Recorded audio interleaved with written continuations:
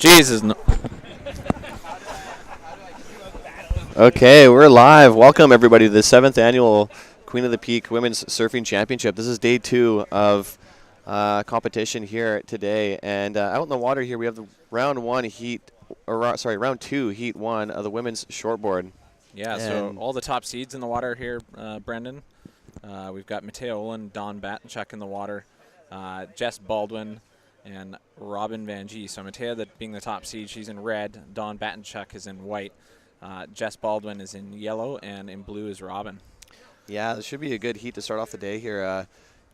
No stranger to the beach here. We have Mattea Olin in red, definitely one of the heavy favorites, and definitely expecting to go, hopefully back to the finals like she did last year. So call us through this one here. This is Surfer in red, Mattea Olin. Yeah, it's Mattea with a beautiful looking turn there. Just got a little caught on that section, probably got pushed a little bit too hard on her back foot, but staying busy in the early part of this round here. Before we got the live stream going, she had a couple of good waves there, and yeah, she's definitely looking pretty comfortable and definitely want to get back to that final.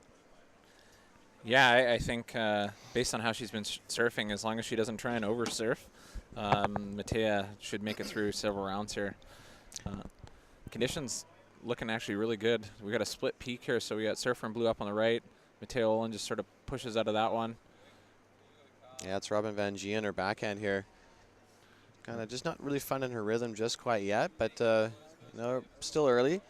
The conditions today look, pretty favorable today.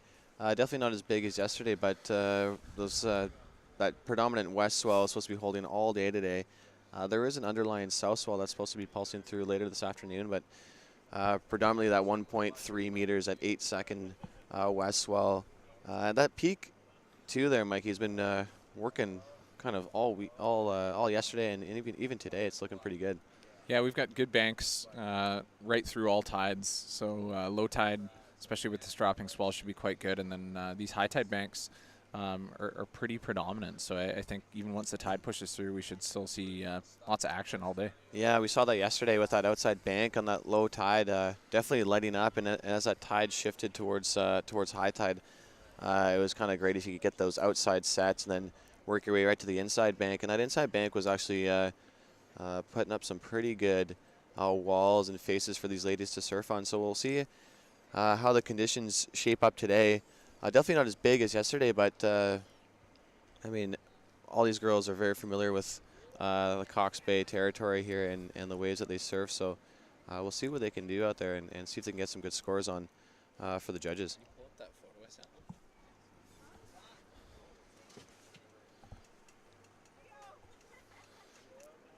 So we've got a paddler here. This is Surfer in yellow. That's Robin Van Gee. No, sorry, Jess Baldwin. A couple nice little backside turns. We'll give you a situation update in a sec here. Yeah, Jessica Baldwin, she was definitely on fire yesterday in their shortboard and longboard category. Staying busy, doing double duty in both categories and looking very comfortable. So she'll definitely be wanting to get a pretty good result here. I know she went pretty far last year. I believe she got close to the finals. I believe she made it to about the quarters or semifinals. So yeah, definitely one of the favorites out here. And this heat, having Mattea Olin going up against Mattea Olin and even Dawn Batenchuk, a local favorite here, and always comes out every single year for this Queen of the Peak. So it doesn't get easier the farther you make it in this contest. No, it's we're into the business end today, so yeah, all our top seeds are in the water. I'm excited. Queen of the Peak 2016, it's on. Yeah, it's a pretty fantastic event. Having this contest in October, the conditions are always pretty good. I'm loving this overcast here that keeps those onshore winds off. We're supposed to have kind of a predominant east, kind of northeast, or may transition into a southeast kind of wind all day, which is very favorable for Cox Bay here. If you guys don't know the geography of this beach here, this Cox Bay faces pretty much directly west and a bit of northwest there. So anything that comes from the east is directly offshore. So that's kind of what surfers are definitely looking for, is having those offshore winds. It definitely makes the conditions very, very rippable. And you can see how the how those offshore winds, definitely glass up those faces of those waves. So, it's definitely still tons of time left in this heat. Girls are a little quiet here. They definitely want to be getting busy out there. Judges waiting to post some scores. And as results drop in, we'll give you a situation update, but still unofficial. So if you guys are just joining us, this is the 7th annual Queen of the Peak Women's Surfing Championship here in Tofino, British Columbia. So if you are tuning in online, make sure you spread the word, tell your friends and tell your family that if they can't make it to the beach or can't make it to Tofino, feel free to hop online. You can reach us at www.queenofthepeak.com. And yeah, I believe last year we reached about 7,000 or 8,000 people online, which was a pretty massive step here to beefing this contest up. So I want to thank a few of our sponsors as there's a bit of a lull in the action here. So I'm going to start off with, of course, Shelter and Surf Sister. Definitely every single year, pretty much the co-founders of the event 7 years ago, definitely stepped up to the plate and taken this whole contest and this whole women's surf scene on their shoulders to make it better and better every single year and bringing this contest to you every single year in October. Obviously, of course, want to thank Billabong. This contest is presented by Billabong as well, so big shout out to Mike Redpath and the whole Billabong crew. If you guys are joining us down here at the beach later today, stop by their tent, say hi. Always a good time to down to the Billabong tent. I want to roll through there. Wickenedge Inn, the Pacific Sands, District of Tofino, Aftana Surfboards, Tourism Tofino, Ocean Village, Wildside Grill, Epic Pharmacy, Mascon. I want to thank Mascon a tremendous amount for bringing down that fiber optic to the beach here and bringing this live stream to your living room. And Tofino Brewery, Long Beach Surf Shop, Nixon, Vaughn Zipper, Pilot House Media, Rhino Coffee House, Sports Canada TV, Bear Wax Co., Banger Tubs, Lisa Fletcher Jewelry, Pacific Rim Chiropractic, Cox Bay Beach Resort, and of course Odalith. So it's a beautiful day down here at Cox Bay. Definitely conditions have changed a little bit. We'll see how those surfers out in the water kind of switch up their tactics a bit, having these changing conditions and definitely the drop in swell. But got here my main man Alan Pearson here joining me on the mic. Well, thanks so much there, Dino. And if you guys don't know us, we'll be hosting you guys all day. My name is Brendan Muhlenberg and Alan Pearson. Welcome. Bringing you this wonderful contest live and live streaming it all day today. So tell your friends and family to tune in and please do get amongst the action. Yeah, the action down here is really starting to ramp up as the next heat starting to walk out there. Little dogs running around, getting the energy flowing. Beautifully crisp morning in Tofino here. Absolutely great night last night. Did you go to that kickoff party? I did. I stopped in for a little bit, said hi. Yeah, it was great. Yeah, if you weren't there this year, you want to make sure you're there for next year. So let's get back to the live action with Surfer in Yellow. That's Jessica Baldwin. Nice little turn there. She's definitely going to be liking that there. The ocean was a little quiet for this first little bit of the heat here, but definitely looking to, kind of pad up her score line there and get ahead. I mean, this heat's pretty heavy. We have Surfer in red there. We have Matea Olin. Just coming back from the Visla World Juniors in Portugal. Big. Doing pretty well over there. Insane. Absolutely insane how well she did over there. Yeah, I believe she placed the highest a Canadian surfer has ever placed in an international event, making it all the way to the quarterfinals. I mean, obviously, if you don't make it to the finals and, if you don't win an event, obviously it's a bit of a downer. But I mean, when you're competing against the world and some of the best up-and-coming juniors in the world, it's a pretty tough task to get to the final. For sure, it absolutely is, but it's also not only is she going against the best, she's going against people who are three years her senior, 4 years her senior. So she got really far for where she is right now, and I'm wondering where she's going to end up in this competition today. I think we have some scores dropping, and 4 minutes left in this heat here. A little bit of crunch time. Yeah, she's definitely one of the heavy favorites this whole weekend. Mateo Owen making it to the final last year, placing 4th. She's definitely got a bit of fire under her belly, and she's definitely going to be wanting to make that final again, and probably trying to take out the legs of Hannah Scott, last year's defending champ. Absolutely, and that would be a battle in itself, wouldn't it? Yeah. Those two in the final. Ooh, I really hope we get to see that. Yeah, it's the beauty about this contest is great is that, you know, the age differential is, you know, varies from 13-year-olds all the way up to 40-year-olds, all competing for one thing, that $2,000 I think there's cash even a prize. 6-year-old. 6-year-old. I think there is a 6-year-old. Oh, and the Princess out of the there. Peak, that's right. Oh yeah, yeah.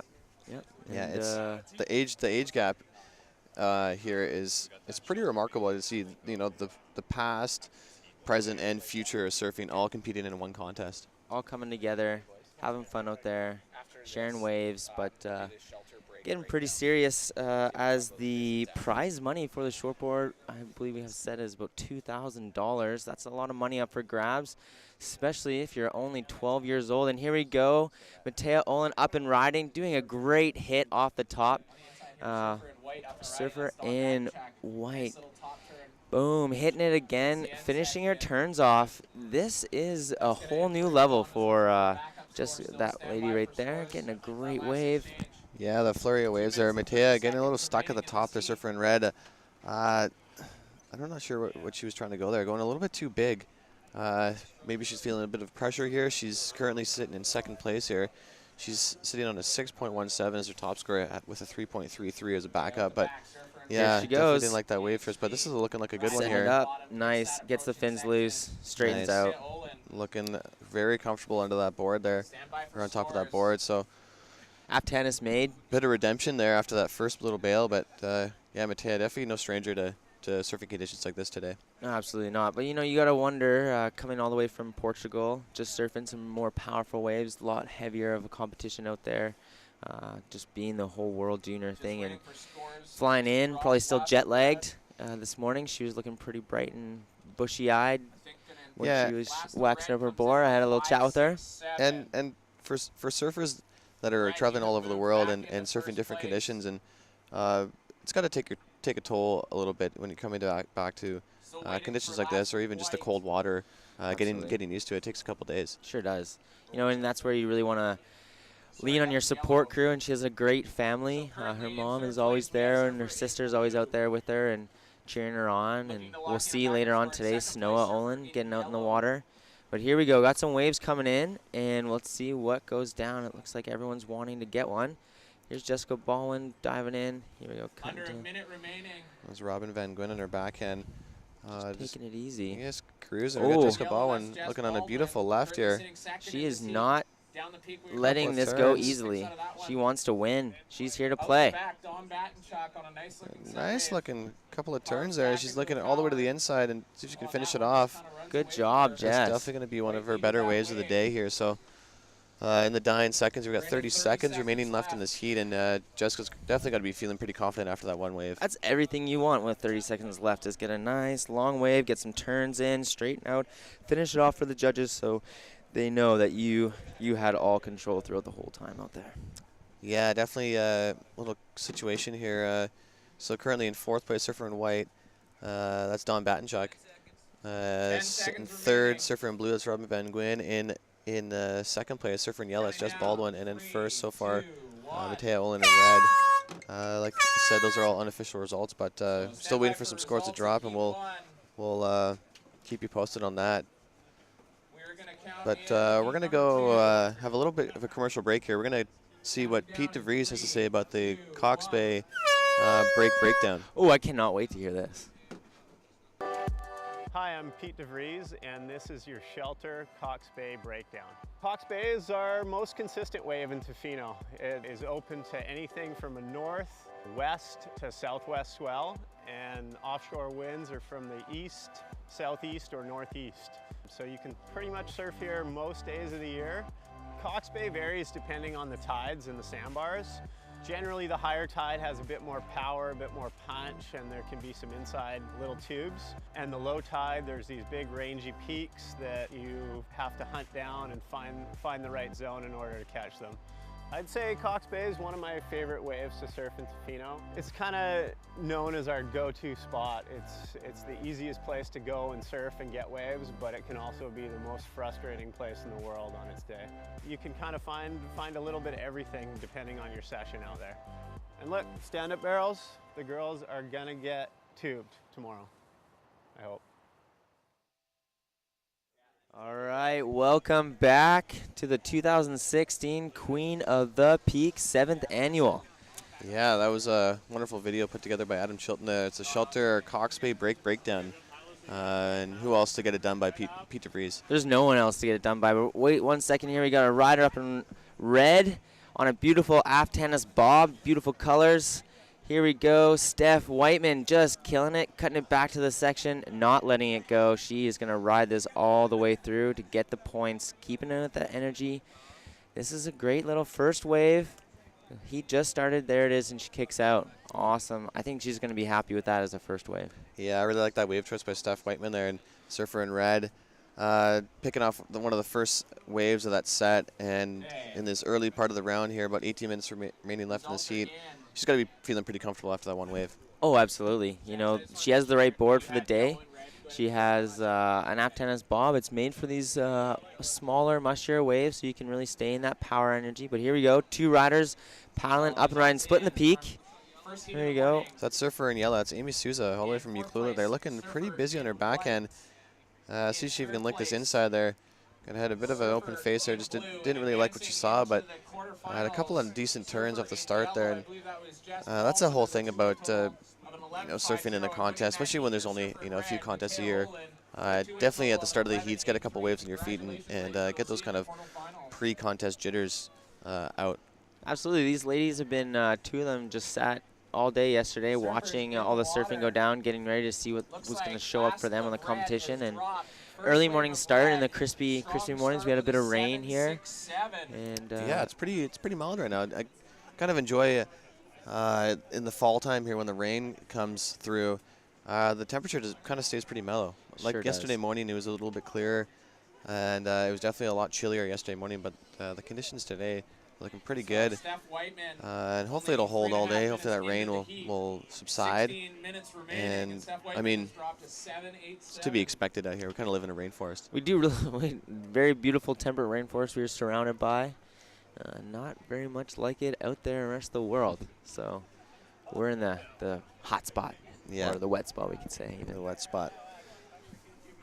So we got, maybe we'll just give you an update on what was happening on that last heat, who made it through. I do believe Matea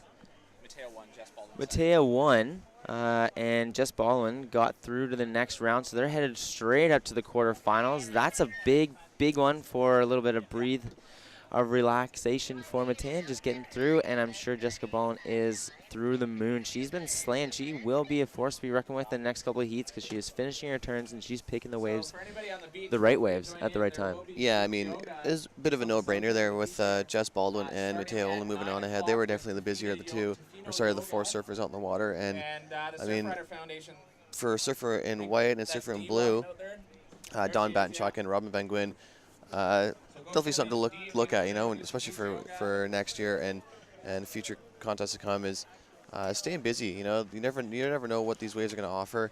The more waves you can get under your belt, kind of, the better, and the more kind of loose and the more fun you're going to have if you still stay busy out there and just even link in a couple of turns. And you never know what these changing conditions at the beach break, what a wave's going to offer.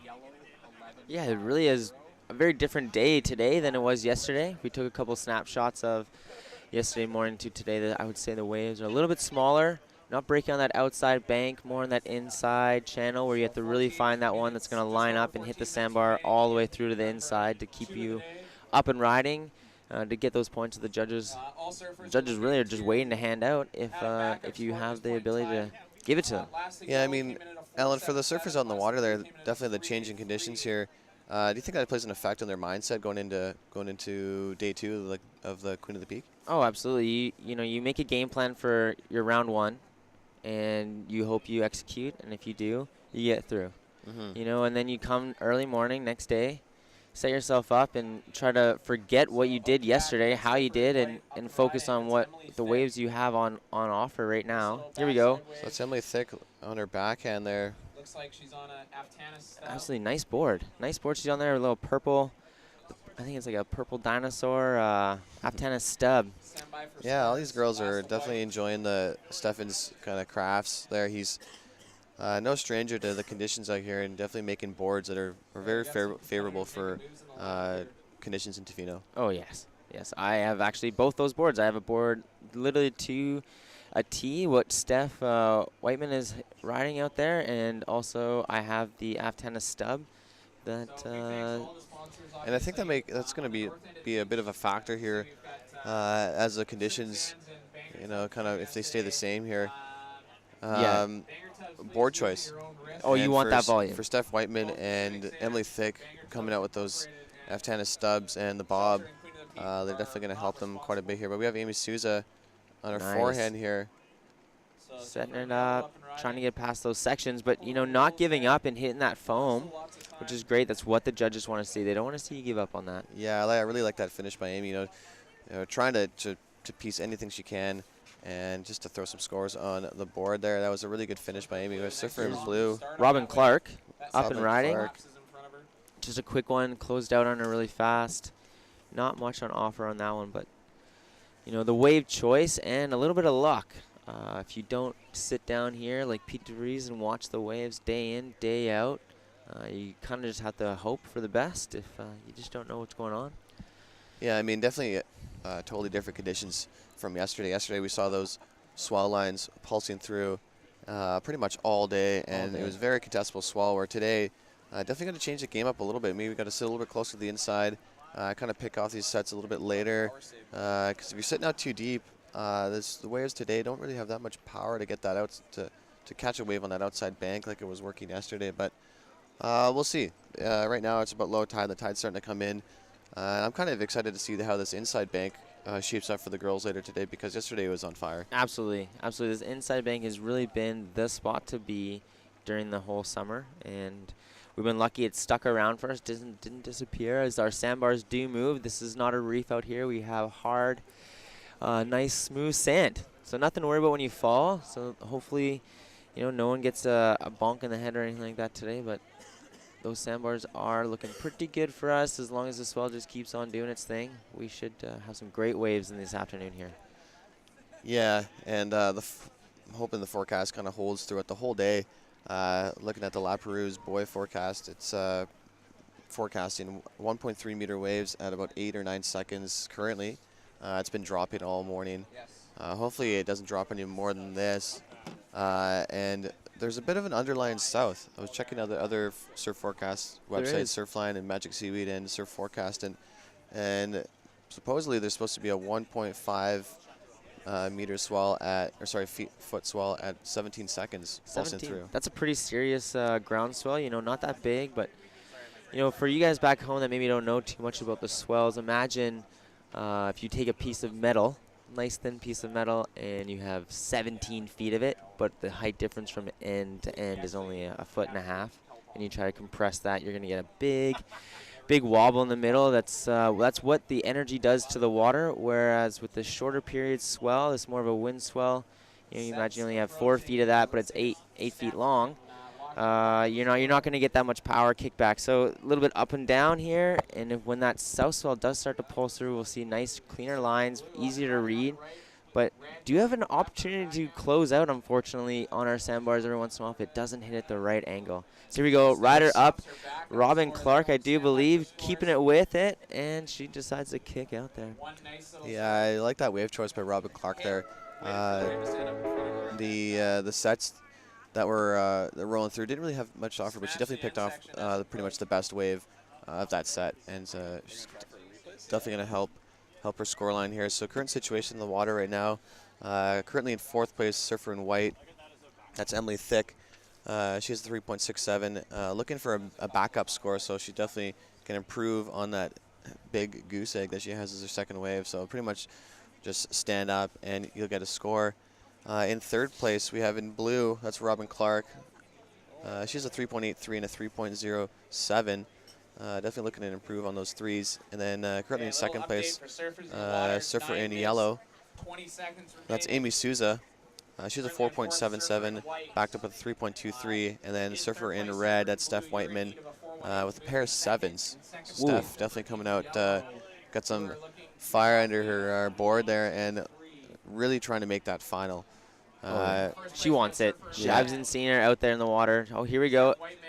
Amy, giving it all she got, to just poops out on her a little bit there, sadly. And I think this is the difference between the board choices. We've seen Steph be able to get into these waves and stay in the power of that wave just because of that little extra volume that Bob has, where I do believe Amy is riding a super board, a little bit thinner board, not such a big outline of a profile, so having to work a little hard to stay in that energy spot. Yeah, and that's the thing with just local knowledge here, especially having a shaper like Stefan putting together boards that are definitely favorable for the conditions here at Cox Bay in Tofino. Yeah, you can definitely tell. You can definitely tell with these score lines, with a 7.67 and a 7.17. Steph definitely took the right board choice out today, and it's definitely showing in her score line.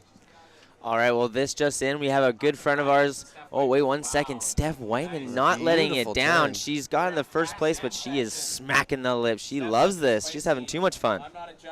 Wow, I really like that first turn there. Really buried her rail and cut right back to the pocket there. And I can hear the judges give it a little bit of a hoot and a holler, so they're definitely going to be stoked on that score line.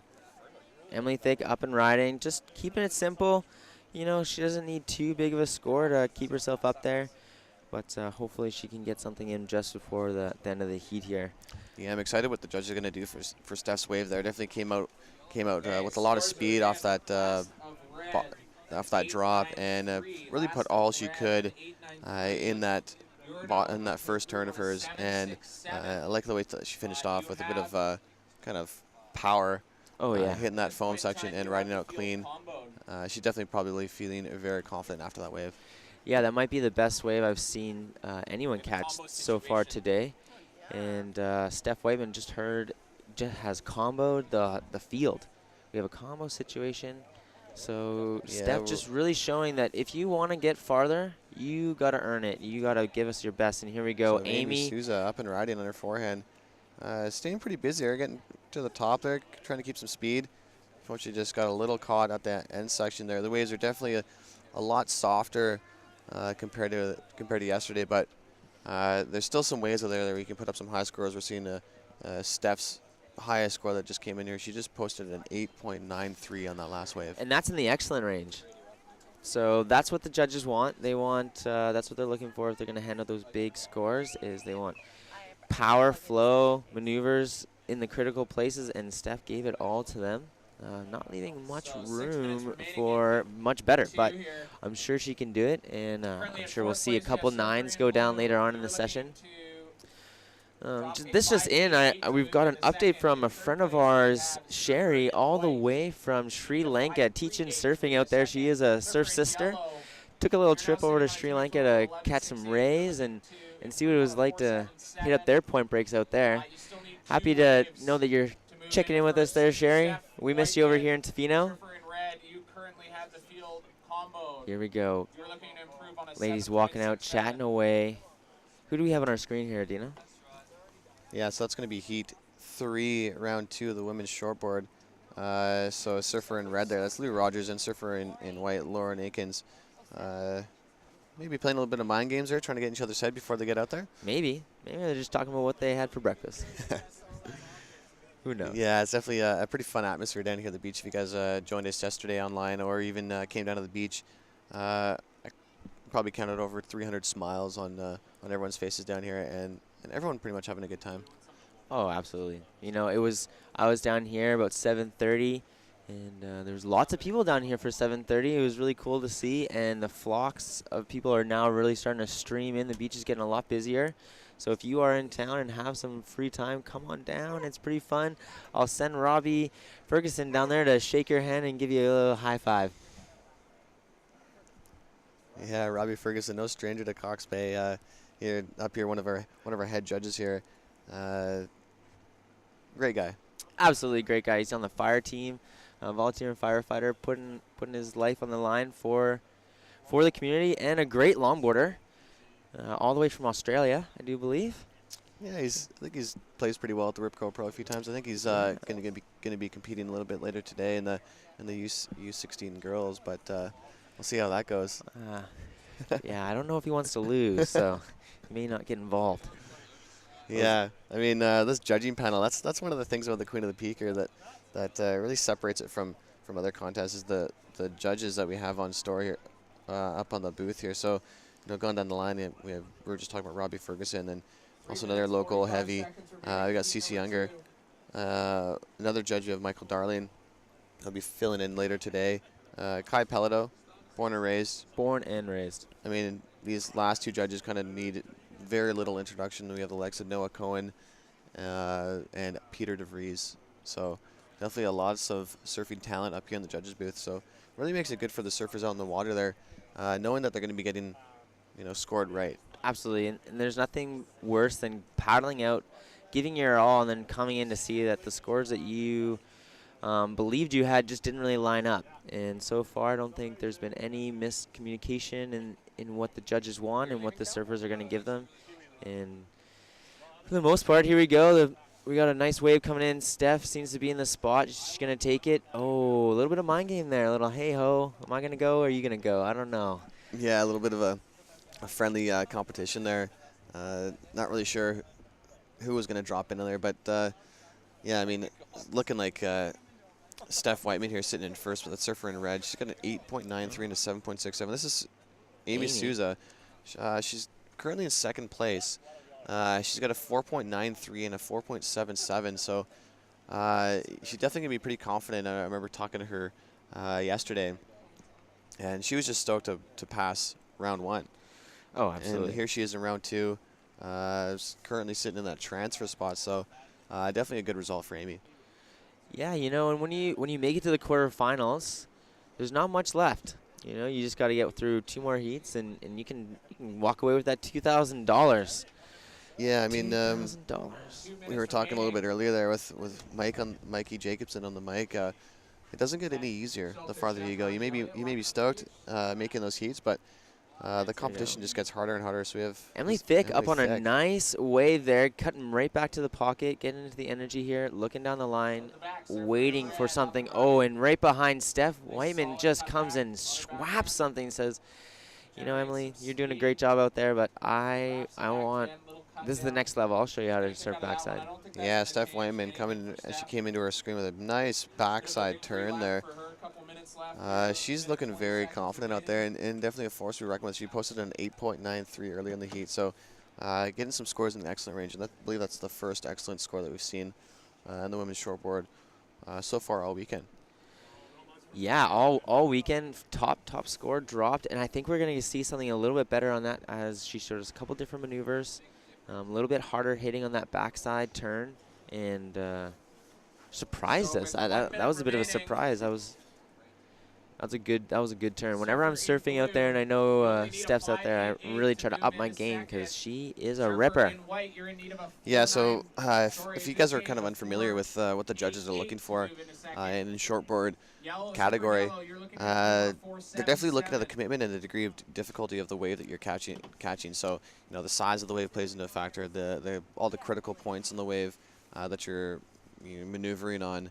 If you do lots of top to bottom surfing and hitting that and staying in that power section, you're definitely going to get a pretty good score. Looking for speed, power, and flow, staying in control the whole time and controlling those maneuvers too. So 10 seconds remaining. Making sure that you're looking very comfortable and it just kind of solidifies the score, and the judges know that you're doing a good job out there. Absolutely, the judges really, they're not shy to throw out a big score if you deserve it, and so far Steph has really shown that she does, and we'll see where that kind of comes down as that heat comes to a close. So round 2, heat 2, we finish it off. We'll tell you the scores as they drop, but moving on to the next heat 3 going out there, and who do we have out in the water? We're just going to take a little break in the live action here and have a couple of words from our sponsors, so we'll be back just in a quick second here. All right.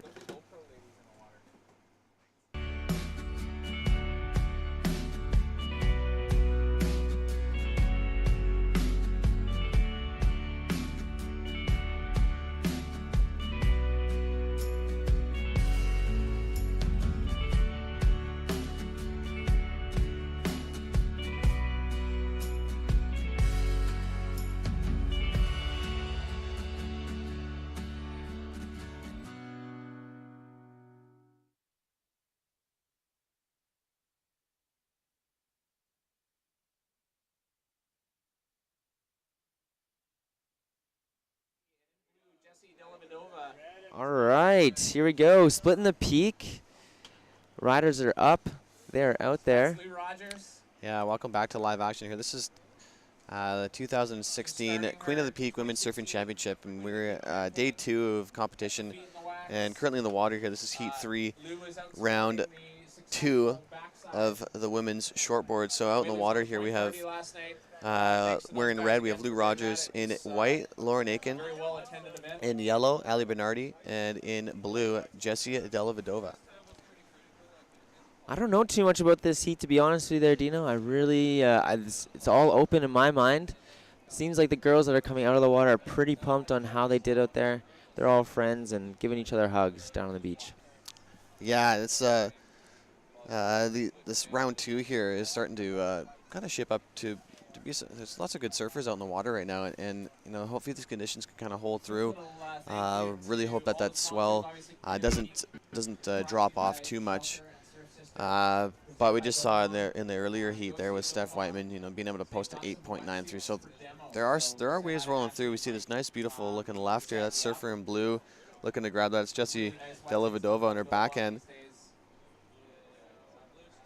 Had a nice little takeoff there, and unfortunately just couldn't link it together. There's surfer in red on her backhand. That's Lou Rogers. She kind of just was surfing out of the screen there. So a little flurry of waves that just rolled through, and yeah, we're starting to see that bank, you know, light up a little bit with that 1.3 meter swell at 8 seconds. So hopefully that holds. I mean, I can't say it more. You know, yesterday was a bit of a treat for conditions for the girls. Oh, absolutely. We'll give you a breakdown on what the tide's going to look like in a little second here, but you know, as the new swell dies and old swell like rolls out, you know, we get multiple different waves coming at us all day, and if you pick the right one, you know, they're going to be good. They're going to offer you something great to have fun on. And here we are, rider in white, just finding that one a little bit to the inside, but just couldn't hit the reform. Yeah, there's Lauren Aiken there. It had a pretty good wave off the start there, but unfortunately just kind of shut down there. We have Jessie Della Vedova on her backhand here with a nice little foam climb and hitting the eject button there. So definitely surfers staying pretty busy right now. So just getting word from contest director Mike Jacobson. We got some scores that just dropped here for Heat 2. So kind of unofficial results right now. So currently, unfortunately, not making it through. Surfer in blue, she was in 4th place. Let me just pull up the name. I believe that was Robin Clark. She had a combined score of a 6.90, so she had a 3.83 and a 3.07, so unfortunately not making it through. Then in 3rd place, wearing white, that's Emily Thick, unfortunately not making it through to the quarterfinals. She had a 4.83 and a 4.33, the combined heat total score of a 917. And making it through, Amy Souza, wearing yellow, all the way from Euclid, and obviously taking that heat, Steph Whiteman. Absolutely. That was a good exchange between them two. And once again, that red jersey seems to be the one that's taking a lot bigger points.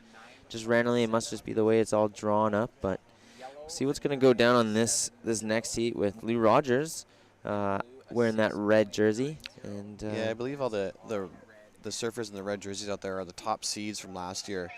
So if you guys are joining us today online, all the ladies out there we're going off previous year's results, and all the surfers in red are the top seeds from last year. And I mean, you just saw Steph Whiteman taking a commanding lead, comboing the whole The whole fleet. The whole heat, yeah. Oh man, then she got that first wave, and that really turned out for her. And then she got 2 more that just upped her score, upped her score. She's not giving up here.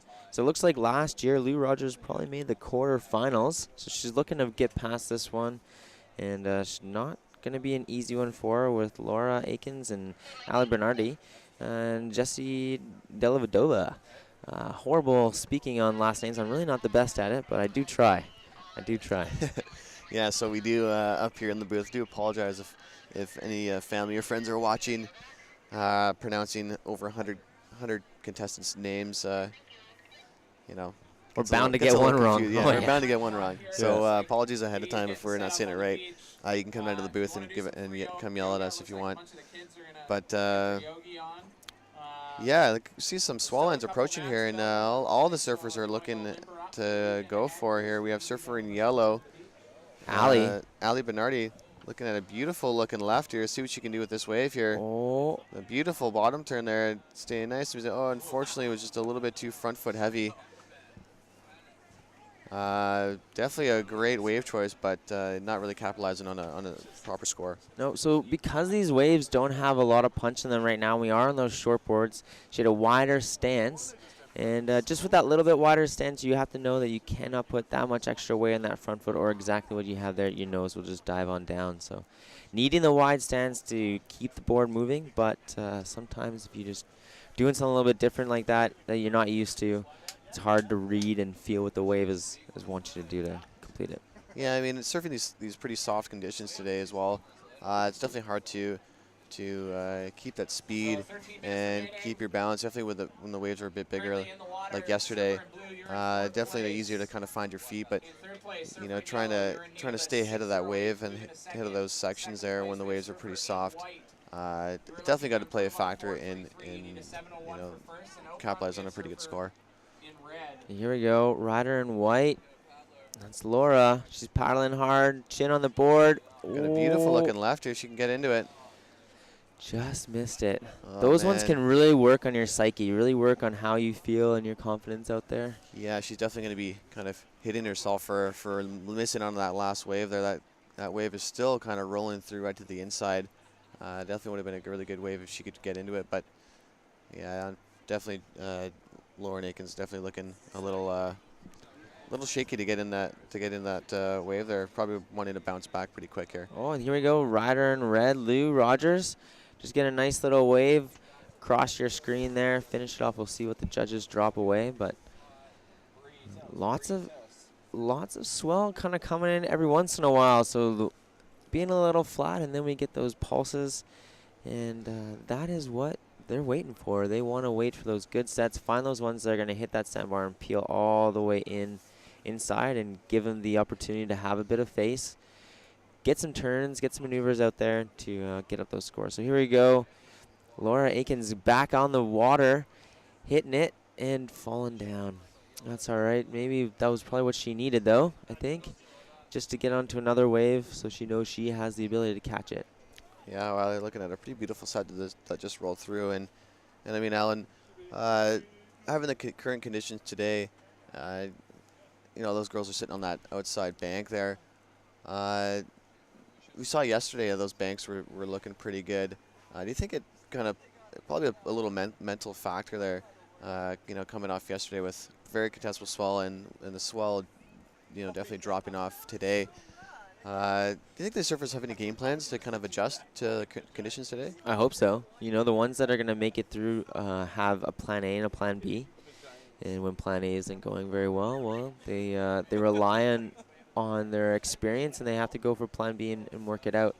So that's where, you know, the top 2 seeds that were already there, Lou Rogers and Laura Akins, you know, already, you know, surfed here quite a bit. Obviously, they made it through their heats last year, and they got to sit yesterday out watching those bigger waves come in. And today, at this time, you know, are the waves on offer the best on the outside there, Dino, or do you think it's more about the inside?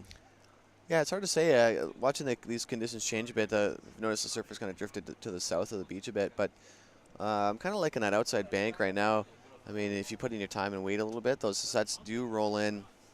I mean, definitely, you know, having 20 minutes to to catch a few waves and try to move on ahead definitely plays a little bit of a factor in your thought process out there catching waves. But I'm really enjoying those set waves that come through, and we can see these pulses of these lefts that have been reeling through. And obviously, me being a goofy fitter, I'm kind of froth over those lefts. So yeah, tactics for me, I mean, it's a bit easier said than done, and a lot different than being out in the water, but I would kind of sit out back and wait for those sets, because those are going to be the scores and those waves where you can actually get a good scoring to score line.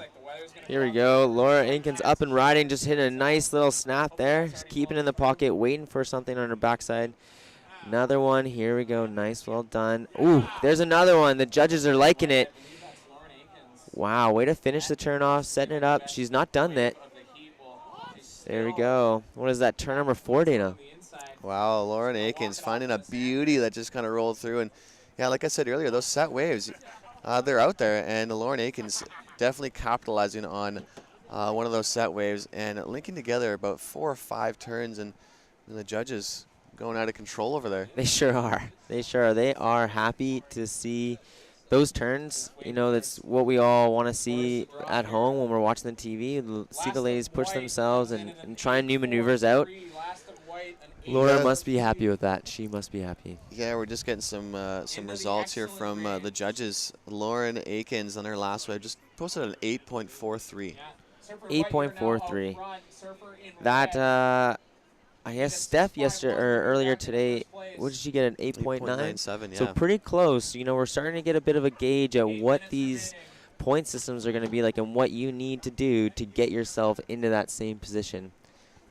Yeah, exactly. So if you guys don't understand kind of the surfing scoring scale, how it goes here. So if surfers, if they don't do anything, you know, post to something from 0 to 1.9, that's in the poor section there.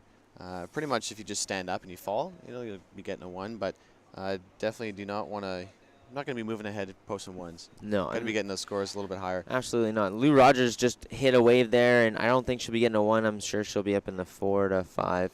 Yeah, 6-point range. So then moving up there, any score that's posted from a 2 up to a 3.9, that's in the fair range. We saw quite a few waves in the fair range so far, but then as you move on up, you know, on the average score line, that's 4 all the way up to a 5.9.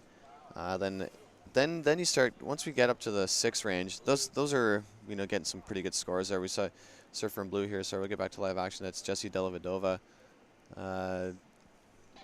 Linking it right to the inside and milking it as much as she could, but yeah, if definitely you can get a score up in that good range, you know, 6 up to a 7.9, your chances are looking pretty good of moving on ahead. I mean, if you can get up in the excellent range, anything from an 8 and above, you're definitely doing something right. Oh, absolutely, absolutely. You know, and does the judging change at all as we move through the rounds, Dina, or does it just stay pretty much the same as the whole way through? It stays pretty much the same way through. I mean, the judging scale definitely shifts a bit once you start getting some, you know, in the later stages of the rounds here, especially in the finals. The judges definitely have to change their scale a bit. So, you know, in the finals, we definitely have the best surfers in the water, and so they're definitely going to be changing their scale up a bit. So, you know, turns you see being posted right now, they're in the 5 or 6. The judges may drop it back a bit into like a 3 or a 4, because they like to leave a bit of a room and a bit of a gap, so they don't get pinched. So, you know, later down the line, if they're scoring a wave where someone does a couple turns and they post it up in the 6, you don't really have too much room to go. If then she has another wave and does a couple more turns or something more critical, you post that in an 8. You know, that gap differential isn't very big, so definitely in the later stages, the judges will kind of drop that scale a bit. But, I mean, they're still looking at the same looking things. at the same scale, yeah. Absolutely. All right. Got a little off topic there, but I was trying to throw my level 1 ISA judging oh, you're doing course that? to the book. You yeah, got one of those. Good I for you. got that last fall, the level 1, and I actually didn't understand that judges even on the WSL, you know, if in the water, if there's let's say there's a John and a Gabriel head-on man-on-man heat, the judges will drop their scale a bit because they know that they can do something radical. They don't want to pinch themselves. So if they do a massive air reverse or an air 360, they're not going to give them a 10. They're not going to give them a 9 because they know they can do something better, you know.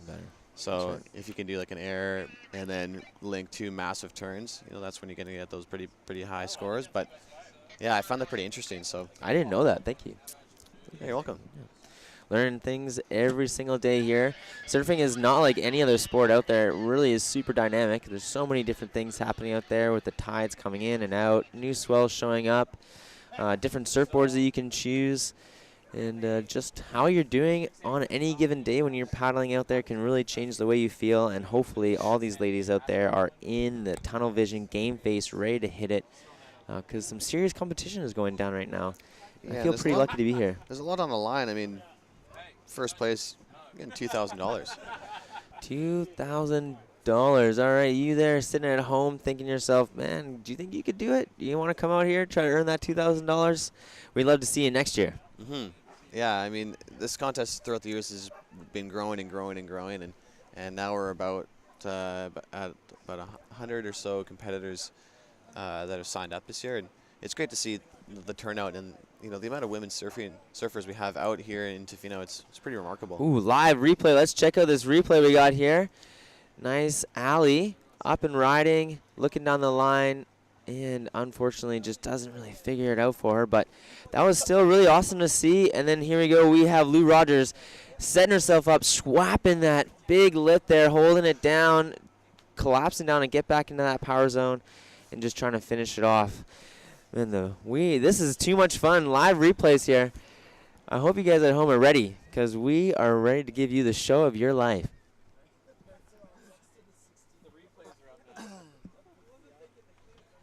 Minutes remaining. Here we go, 3 minutes left. Top 2 surfers in each heat will Yeah, it's definitely a pretty awesome little feature that we have showing the instant replay. Yeah, we saw a surfer in red there, Lou Rogers on her backhand. Looking pretty comfortable. I believe that was probably her 6.1 that she has. She's sitting currently in second place now. We have surfer in white currently sitting in first. She has an 8.43 backed up with a 4.73. So that's Lauren Akins posting that 8.43, and it's definitely nice when you have a pretty big score and you can kind of sit back and relax and you know, don't have to catch so many waves.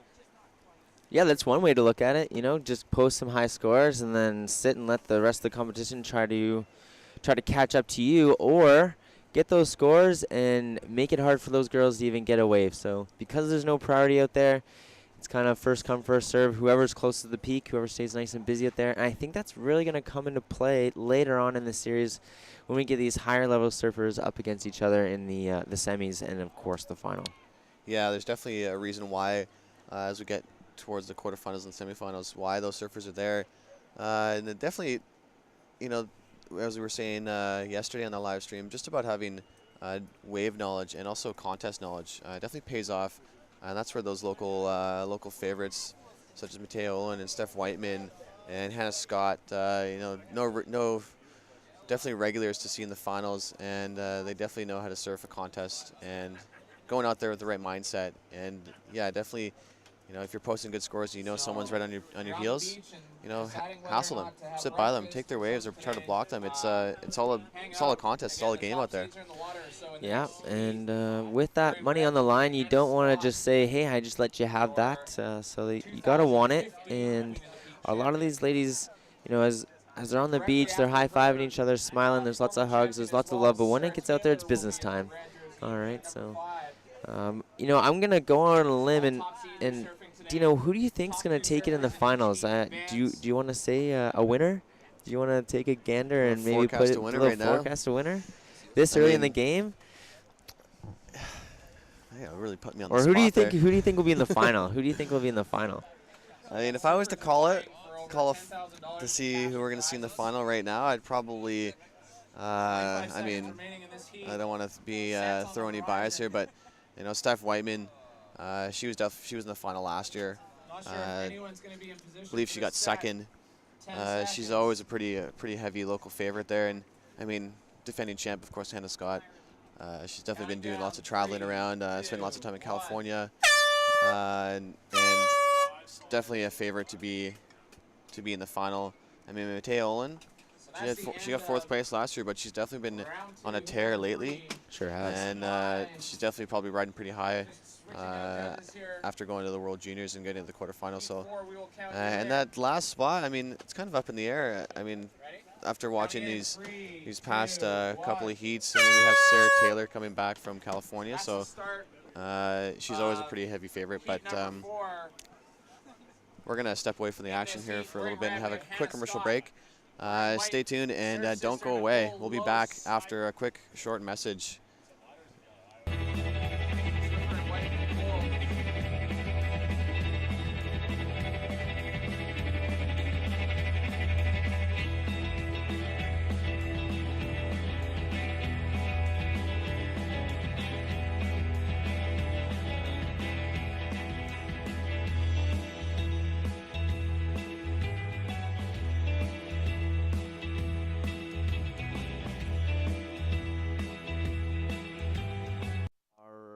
Welcome back, everyone.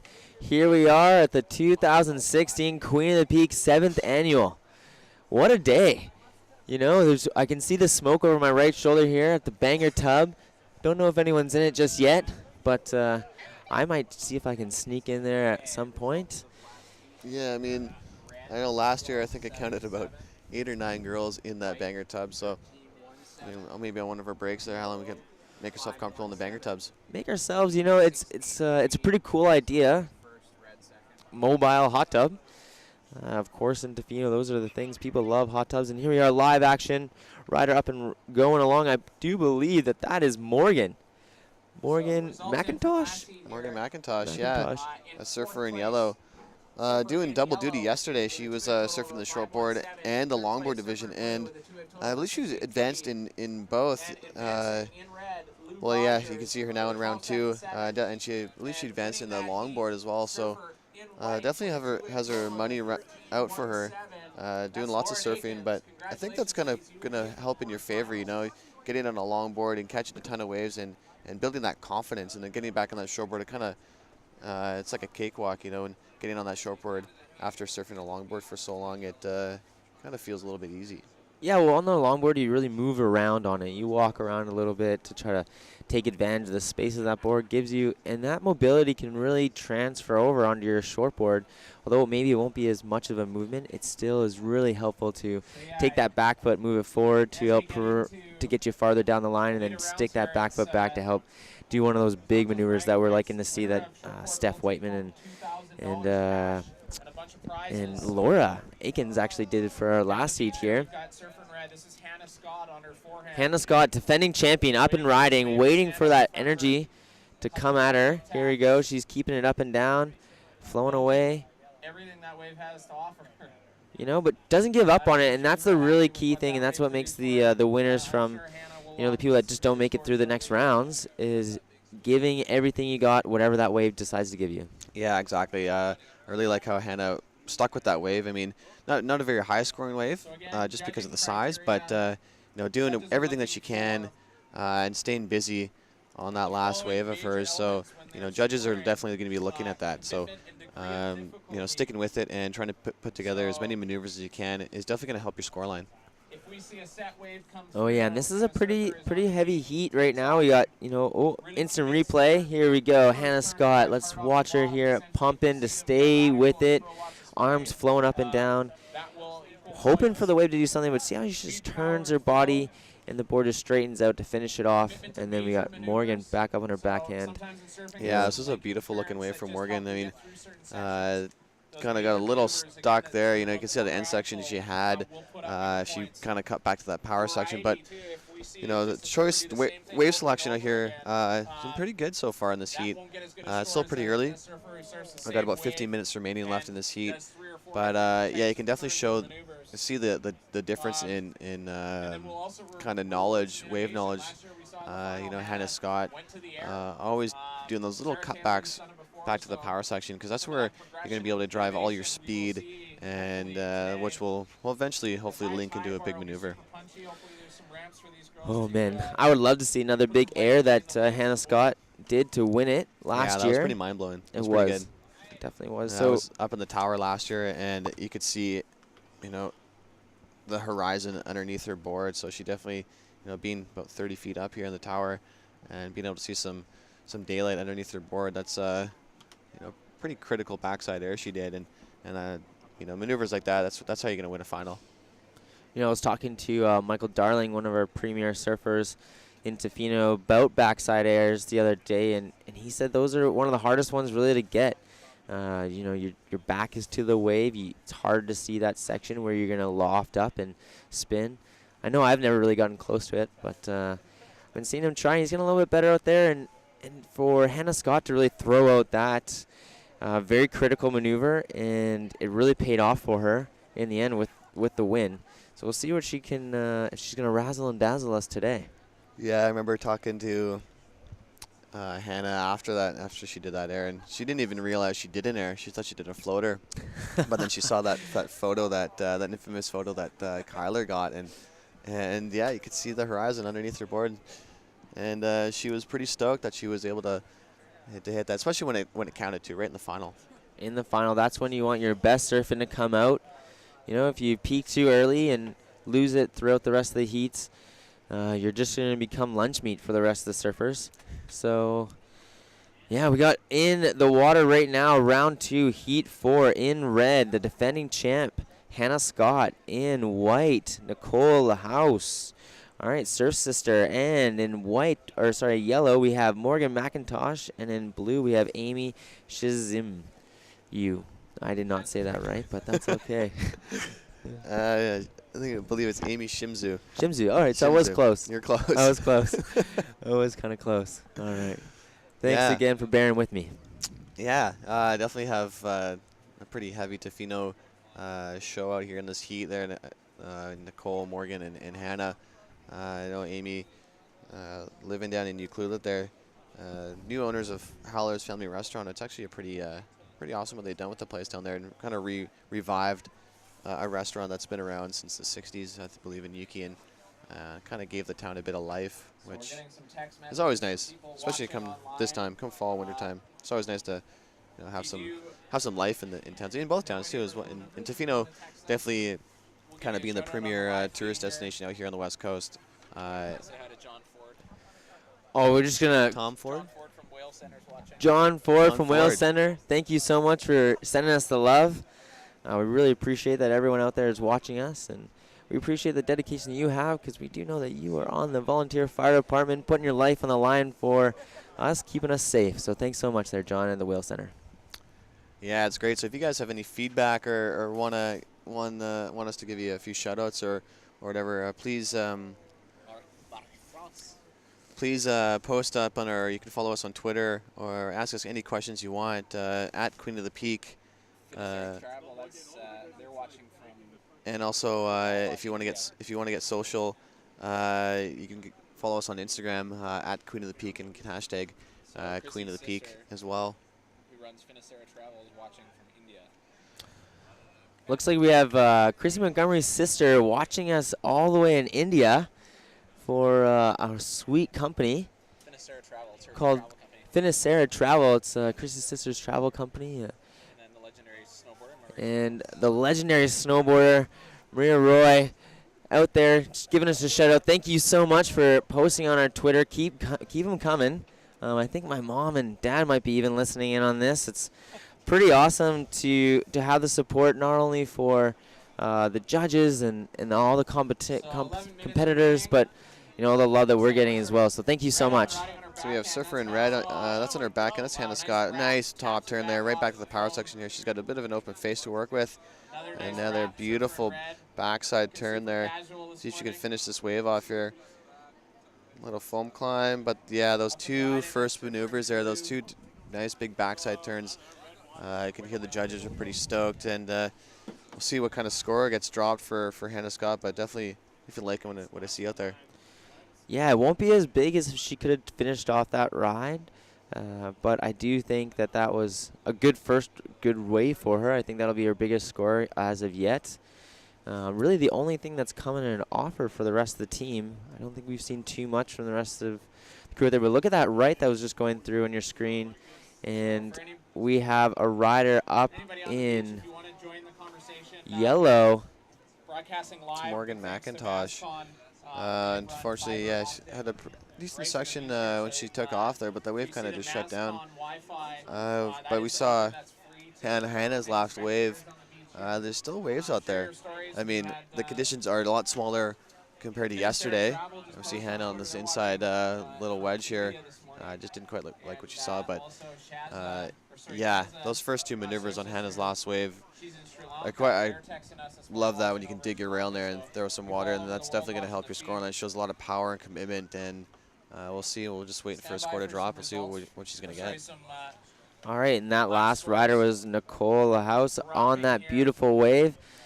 You know, great choice there. And we have rider in blue up and riding, getting back to the power source, cutting it, eyeing down the line. There you go, nice little top turn, but ends up not finishing it off. Yeah, that was Amy Shimzu. Just unfortunately getting a little bit too far back on her board and kind of put the brakes on a bit and fell out of that wave. So really got to stay ahead of the wave there. There's Morgan, nice little top, little foam climb there, and rode out very cleanly. So showing lots of control, Morgan. I think she may have just threw out a bit of a claim there at the end, just threw her arms out, pretty happy. Here we are, Hannah Scott trying to stay, so she's keeping busy on her board, comes up, wraps it around, gets that finishing maneuver, but she is not done yet. I think that's going to pay off for her, that little cutback, not finishing it on that first turn. Even those small little maneuvers are right at the end there. See how she cut that direction change and cut back and did a little foam climb. Pretty much anything you can do. The more the maneuvers you can link together, just showing the commitment and the degree of difficulty that you're trying to put together. So yeah, anything you can do out there, the busier you are on a wave, the higher your score is going to be. What do you think their heart rate's at right now when they're out there? Are they breathing heavy? 180 Are they BPMs. 130 BPMs. All right, well, that's a very specific. Do you know? All right, 130 BPMs. They don't mess around up here, Alan. Get straight to business. Straight to business. Absolutely, that's perfect. You know, ideally, if you're out there in the water, that competition starts to get in your head. You get that adrenaline going, and that's exactly right. You know, your heart rate's going to skyrocket. And what does that do for your mental capacity? Yeah, I mean, that's definitely the difference between a kind of a trained veteran and definitely kind of a beginner to contest is being able to control those nerves here. We just see on the replay, that's Hannah Scott. This is one of her nice turns here. Beautiful top turn. Love that how she dug her rail in. You know, staying high on that wave, trying to get a bunch of speed, and a little bottom turn there, and now again digging her rail in right back to that foam there, and trying to stay with it. It's definitely going to be a pretty live awesome action here. Hannah Scott back on her backhand, coming up for a nice quick little. Ooh, got the fins loose there. Saw a little slide. Threw a little bit into it. You know, she is getting her feet wet. Happy to be out there. Not gonna let anyone take that top spot from her. Is the way she's looking like right now, and it was really cool to get to see that replay of how Hannah really opens up her arms when she's turning her body to go to hit that lip, and you know, technique is what it's all about. Yeah, I mean, you can see where she's developing all of her power. You know, staying high with a ton of speed and all sorts of that bottom turn, and as she digs her rail and really throws her body in the opposite direction and turning back to that foam. That's where you see all that spray coming from. So yeah, Hannah definitely showing a bit of power behind her surfing. So here you go, another nice little replay, foam climb, showing Hannah how you finish off the waves, and that's what the judges want to see there. They want to see you hit the foam, straighten out, and then just say, yep, I'm done. Here's another quick little replay. Keeping it with it. She's got a little inside, comes up, wraps that body around, but unfortunately those fins got a little too loose on her. She wasn't ready for it. Yeah, so you see Hannah Scott up here on another nice looking right here. She's got a beautiful face to work with. Big top turn there, a little cut back. She's got a nice open section to deal with here. See if she can link in a nice little finish section here. A nice little foam climb, a little direction change. And Hannah Scott looking very comfortable out in the water here. It's definitely going to play a factor in her scoreline. Here we go, Nicole up on a wave, trying to stay in that energy. She's keeping with it. Is it going to give her that inside? So very different wave choice with the lefts to the rights, and it looks so far that Hannah's been picking off those rights, and she's been getting those a little bit of bowly, something to set herself up to do those turns, and those lefts just don't seem to be doing what they're doing yesterday. Yeah, right? It's definitely looking like those rights, especially on that inside bank where Hannah's kind of hanging out, is is definitely working out for her. Kind of a little bit steeper, a little bit faster, but yeah, you can see where she's able to generate lots of speed, and it helps you out in the long run. And when you link a maneuver, when you have tons of speed, you can just really bury your rail and get a good score on the board. Yeah, and so the contestants sitting on the beach must be or should be watching Hannah Scott. Where is she deciding to go for them? Because she's doing a great job at picking out those waves. I think she's got like 4 backside waves, upping her score each time and again. And these lefts just aren't really seeming to be offered. So in blue, we have a rider in blue going along, staying with and just happens to fall off there. Yes, we have some unofficial scores dropping, so if you guys are joining us online here, this is Heat 4, Round 2 of the women's shortboard. Currently in first place right now, Hannah Scott, that's your heat leader right now. She's wearing red. She has an 8.17 and a 7.83 to back that up, so she's posting some pretty big scores there. So that's your surfer in white here. That's Nicole Laus. She is currently in second place. She has a 5.83 backed up with a 4.57. Combined heat total score of a 10.4. Definitely looking to improve that 4.57. And then currently in third place, that's surfer in blue. That's Amy Shimzu. She has a 4.10 and a 3.87. And then currently in fourth place, surfer in yellow. Definitely looking to improve her scoreline. Always lots of room to improve. No, whether it's during this heat or the next, hoping that you do get through to the next heat. You know, it's a battle for second place right now. Yeah, definitely Hannah is kind of running away with this one. You know, posting that 8.17. That's a three heats in a row where we've seen scores up in the excellent range. So, yeah, definitely those top seeds, pretty hard to beat today. They're definitely, there's a reason why they're the top seeds, and you can see that with their surfing. That's right, and here we are, Hannah Scott, picking off another right, just cutting back to the energy section. She seems to be a little bit more confident on this right-hander, coming up, giving a nice snap. Wow. She is not letting this go. She's getting herself warmed up. I think I may call it and say that she is. There's no doubt in my mind she'll make the finals. Well, will she take the money? I don't know. But here we are. Out of your screen, we have rider in blue. Keep finding a good left, Dino? Yeah, that's Amy Shimzu from Yuki. Getting tons of speed on that one. She's kind of just got a little bit ahead of that section there. But definitely one of the better looking lefts that we've seen. Kind of like in Hannah's wave choice, though. That right we were saying earlier is definitely the better way to go today. And Hannah finding that little inside bank, it's definitely working out for her. You saw in her last wave with that nice kind of end turn to finish off that wave. Man, she's got a lot of power behind her surfing these days. Well, she I do believe was on the BC Forestry firefighting team this year, so she was doing a lot of hiking, a lot of lugging, keeping our forest alive. So her legs are very seasoned, and when you add that extra bit of power, seeing as surfing is very much arm dominant, when you can bring the leg power into it, you really can change the game. And that's where we're seeing her getting her fins loose. We're seeing lots of water to get sprayed away compared to the rest of them. Is they're just not linking in that speed, that power, and that flow. Yeah, I really like how Hannah's able to kind of stick with that power section, and that's where you get all your speed from. This is Hannah's last wave there, so yeah, really enjoying a nice little turn there, and look at all that spray off the top there, and a beautiful backside maneuver from Hannah. And I like the way she tried to finish off that wave, you know, just showing a bit of control. Absolutely. And here we have Amy on that beautiful looking left here. Nice little direction change here, a little couple last turns, but unfortunately just got a little bit off balance there. Nice little wave exchange there. Yeah, it's cool to see when, you know, there's a set that shows up and the riders decide to, you know what, not going to let it go by, paddle into it. Which way are they going to go? I don't know if they split the peak on that one, but, you know, one did go left and one did go right. And it's always surfers left and right. So that is, if you're watching on TV, it might seem a bit confusing when we say left and it looks to your right, but it's actually there. Surfers left and right.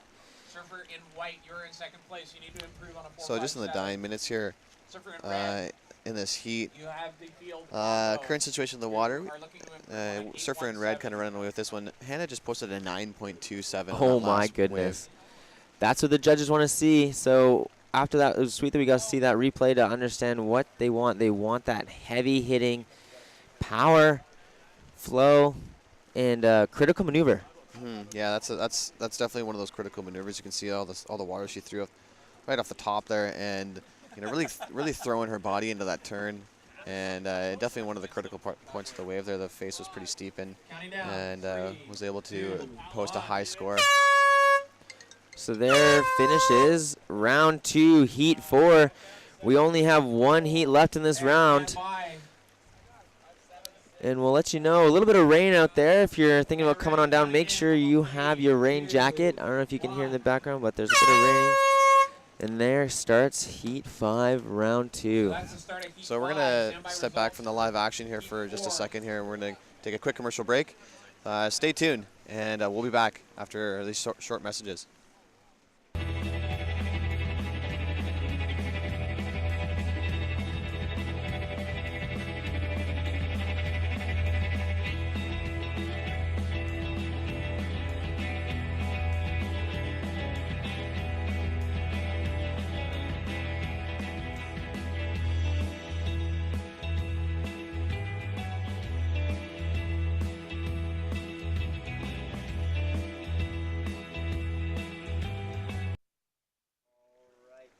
Welcome back, everyone, to the 2016 Queen of the Peak 7th Annual. A little bit of rain out there today. We got the Heat 5, round 2, last of the shortboard for the first beginning before we jump over to the longboarding competition. We've seen some great surfing so far today. We have in the water, Dino, can you break us down? Who's out there? Yeah, so on your screen there, that's Surfer in Red. That's Sarah Taylor. Coming all the way up from California, making the final last year. She's definitely a pretty heavy favorite out here. It's great to see all the girls come up from all over the North America to come up here and surf, and even all over the world. And I believe we have a couple of people from Hawaii and Australia coming up for this contest. And it's great to see Sarah again, looking like she's riding one of those Kelly Slater design boards. I can't really tell which model it is. Looks like the Sci-Fi. And Kelly, again, changing the game. Changing the game. As he does. As he does with that wave pool of his. I really tried to get that Willy Wonka golden ticket to go play with a friend. I think I would have taken you along there, big guy, with me, but unfortunately it wasn't in the cards for me. Yeah, those guys definitely going to have a bit of a time there. So we got, going down the line, we have Surfer in White out in the water. That's Steph Kokesh. Surfer in Yellow, that's Kat Rosine. And Surfer in Blue, that's Freddie Gerard. Sorry if I mispronounced that. Yesterday, Kat Rosine really had a great heat. She started out a little slow and then finished off with an absolute bang. Got one of the highest scores of the day. I was talking to her this morning as she was getting ready with her 2 daughters and her great husband, Jay Rosine. And she was fired up. She was feeling ready. And I think we will see the next level of her. I think she's going to push it, and I'm excited. I'm excited to see what this is going to mean. Rider in Yellow, Kat, that's the one I've just been talking about, paddling into this, and signs up to go for it. She's definitely going to have to bring it here. We had Sarah Taylor up and riding here, Surfer in Red.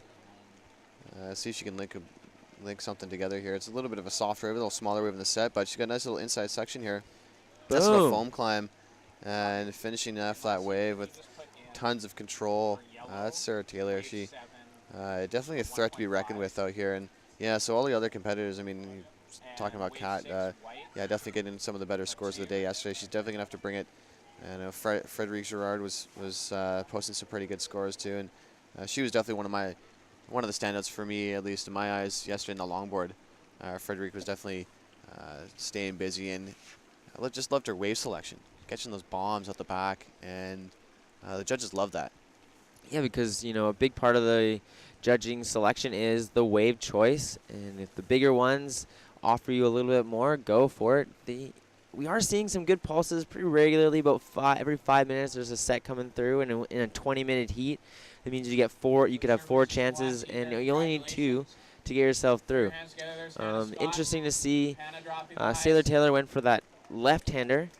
She is a goofy footer, and where Hannah Scott on that last heat was really focusing on those rights and really getting a good finish, but luckily Sailor Taylor picking the right one to get that nice bowl finish, hitting it off the top, and here it is. There you go. We have Hannah Scott on our screen there. That's our last heat winner.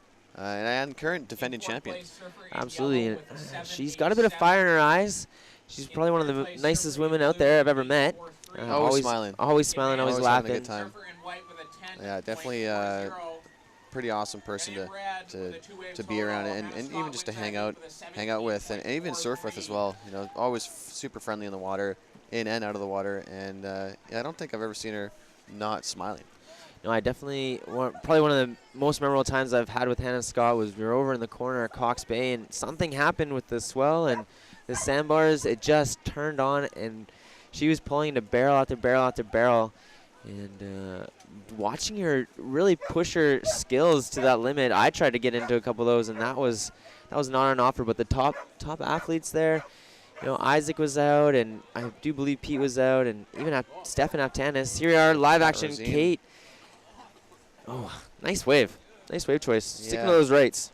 Yeah, those rights have definitely got a lot to offer there. Unfortunately, Kat just not quite being able to link anything together there on that wave, but you know, still pulsing through. The conditions are supposed to be getting a little bit smaller as the day goes on, and hopefully it doesn't get too small because having a day like yesterday was a bit of a treat for these girls. You know, and it's always nice to see when you have a surf contest some contestable waves. Yeah, I know for sure the longboarding, this is great for longboarding. Here is Kat once again not letting herself slow down, staying with the pocket, pumping away, and just hitting it out the top there. Letting go by. I think this is the right move for her. You know, she stayed busy last heat, and she got through. Actually took the top spot, so see how it pays off today. Yeah, exactly. And kind of the more waves you get, and the more the busier you are, the kind of more confident you're going to be. You know, it's going to settle those nerves a bit. You know, maybe not posting the highest scores right off the bat, but it's definitely you're going to be feeling pretty confident moving on if you can advance, or at least moving on in the later part of the heat here. So yeah, I really like the choice of staying busy and getting comfortable on top of your board. 13 minutes remaining. Yeah, it looks like as this tide is coming a little higher, we'll check out this instant replay of Kat Rosine up and riding, finding a nice right. Probably one of the bigger ones of the day here. Yeah, it looks like she just kind of lost her balance there. It would have been nice if she could kind of stick with it and see if she could finish that off. But yeah, Kat. So it looks like Surfer and Red, you've locked in. That right was definitely the better wave selection there, but unfortunately just got a little off balance. Still pretty early in the heat though. About 12 minutes remaining, so still tons of time left to post some pretty good scores. Right on. Right on, man. So, what a beautiful day. As the rain is coming down, A little bit overcast, a little rain. Classic biggie. Tofino. Classic West Coast weather. This is West Coast sunshine. And that's the great thing about Enjoy surfing is you throw on the wetsuit. What are you going to do? You're going to go in the ocean. You're going to get wet. So why not go play in the rain? I mean, that's the funniest thing ever. You know, working in the surf shop. Danny Ukulele, people, you're trying to convince people to go surfing, and you know, it's pouring rain outside, so you have Surfer in white on her backhand. With a nice looking wave there. That's Steph Kokesh from Yuki. Staying as busy as she can. There's Sarah Taylor. That's another finalist, last year's finalist. And a nice little smack off the top there, and a nice little finish. So, yeah, that Kelly Slater design board looking pretty good underneath her feet there. But getting back to the weather out here, when people come out here and it's pouring rain, and you know, trying to convince people to go surfing, and they're like, oh, I don't want to, it's too cold, you know, waves are too scary or whatever. And you know, if it's pouring rain outside, you're gonna get wet anyways. Yeah, absolutely. When it's raining out there, that's really when for our beaches in Tofino and in Ucluelet, we like that southeast wind. And I've learned from the town that when that southeast wind blows, you know you're going to get a bit of rain. So rain brings that offshore wind, and it helps groom up the face there. It makes it a little bit smoother, just like they do on a snowboard mountain or a ski mountain where they groom the runs. That's what the waves are getting done. They're going to get groomed. So let's check out this instant replay. Nice, really setting it up. Cut back to that energy. Yeah, it's Steph Kokesh. Trying to kind of milk this wave as much as she could. Unfortunately, it just kind of close down on her. But yeah, there's Sarah Taylor. I really like this first maneuver there. Nice little foam climb, kind of hit off the lip there. See how Staying high and busy. she's strong. Like, look how strong she looks on that wave. She had her feet in the perfect position, pumping down the line, and then I think that second maneuver on that foam climb was probably better than the first one. Yeah, that's the thing, is staying nice and light on your feet, you know, being able to climb up as high as you can, and that's where you're going to generate your speed too, so you can link another maneuver. So very comfortable surfing from Sarah Taylor there, all the way from California. A past champion of this event as well. Absolutely, Pasha. I mean, I think she will, you know, looking at her abilities right now, and then how Hannah Scott starts on that last wave, we'll see how they do when they come up against each other. If the waves do cooperate and we get this all-time, which is looking like it's getting a bit better out there as the waves start to slowly roll in with that upcoming tide. Yeah, so the tide is coming in here, and we'll definitely see a little bit of an increase in swell. It looks like it's starting to, those banks that are starting to light up. We know that inside bank, I mean, I'm still talking right now, it's frothing on the inside bank. It was looking really, really good yesterday, so I'm kind of excited to see as that tide fills in, see what that bank has to offer. But that's Sarah Taylor surfing in red. Kind of just didn't really like what you saw on that one. Yeah, you know, and when you're in a position that she is in right now, I think she has two really great scores. She's keeping the judges busy with how she's on the waves. She's just going to go for anything she can catch at this moment. Get her arms warmed up, getting ready for the next round, because she thinks this round's easy, the next one won't be so much. Yeah, definitely no stranger to getting into the final. We're getting a little shout out here from Ian Riddick, West Coast Con. They're all watching the Queen of the Peak. I believe that Amy cheering for Amy Shimzu, so getting a little shout out, getting a little love for Amy. So yeah, so if you guys are joining us online, feel free to hit us up on Twitter, ask us anything you want, or if you have any of our numbers, shoot us a text. We'll give you guys a shout out as much as we can, and don't forget to follow us at Queen of the Peak, and hashtag all your comments or your photos with hashtag Queen of the Peak, and also follow us on Instagram. Yeah, what do you think of this new Instagram stories thing? Like, I don't really know. I love it. You love it. I'm not really a big Snapchat or Instagram story guy, but I love how they're just kind of Instagram's doing a takeover. Just taking it over, saying, you know what, Snapchat, you just aren't. You're not good enough. I believe that's kind of probably Facebook's way of getting back at Snapchat. I had read a pretty funny article a while ago that Mark Zuckerberg tried to actually buy Snapchat, and the owner of Snapchat wrote him a kind of a passive-aggressive letter saying kind of to go.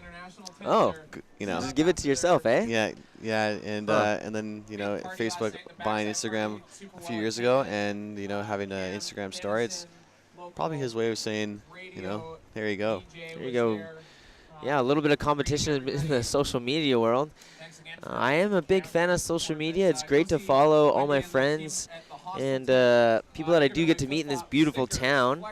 And don't be shy to check us out on that Queen of the Peak Instagram, and there's tons of photos of all the competitors out there, and you can follow them along too.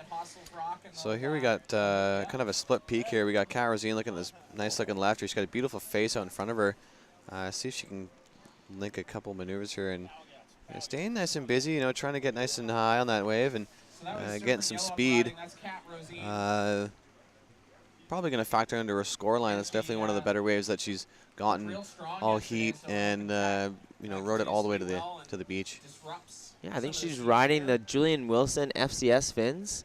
Those fins actually are pretty unique because the middle center fin there is actually a little bit smaller than the rest. So as she goes to do those maneuvers, it should allow her back end to release a little bit, give her a little less drag and a little more flow. So you see down there in the water, that's going to be heat. Heat 6, round 2 of the women's shortboard. That'll be happening in a few minutes here. We have about 6 minutes remaining left in this Heat 5, round 2 of the women's shortboard. So out in the water currently, a past last year's finalist and a past champion. That's surfer in red. That's Sarah Taylor, all the way from California. Pretty much making this kind of her second home. She comes up here every year. A great supporter of the Queen of the Peak, and definitely looking to get back to that final. Came up a little bit short last year. Hannah Scott with that beautiful backside air kind of took the We can't talk about it blew enough. everyone off their feet. But yeah, Sarah Taylor definitely probably coming back up here to the shores of Tofino, looking to kind of take that Covenant first place win and that $2,000 cash prize. You know, I know a lot of the competitors want to keep that title in Canada, you know, but there's nothing wrong with their neighbors down south. So it's Sarah Taylor really representing America here.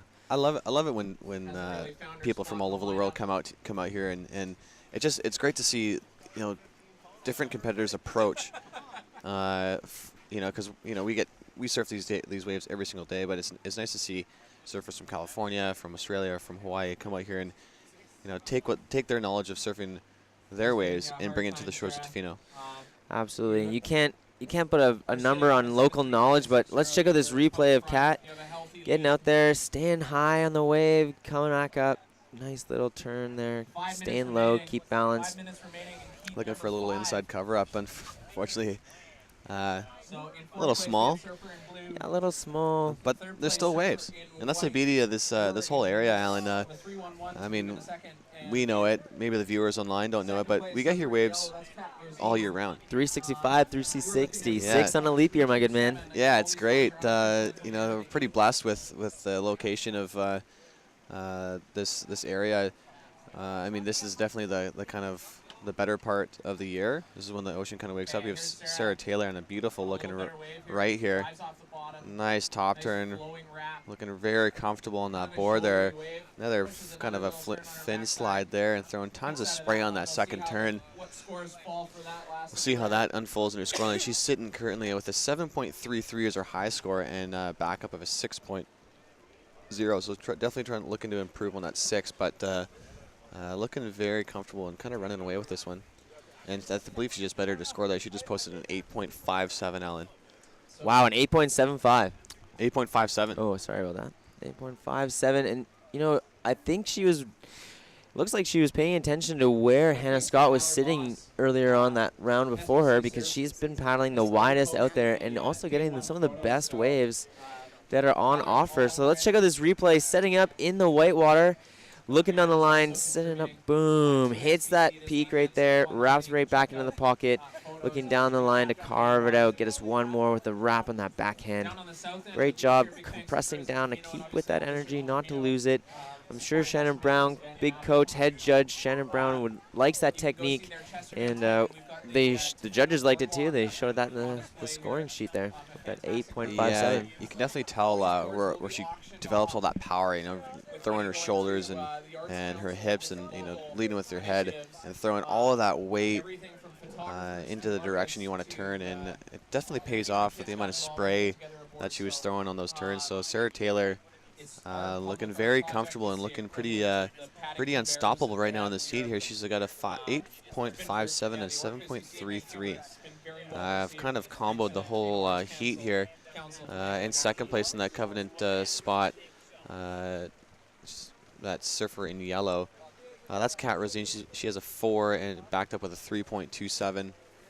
Definitely looking to improve on that 3.27 to help her move ahead, because it's pretty tight between second, third, and fourth at the moment.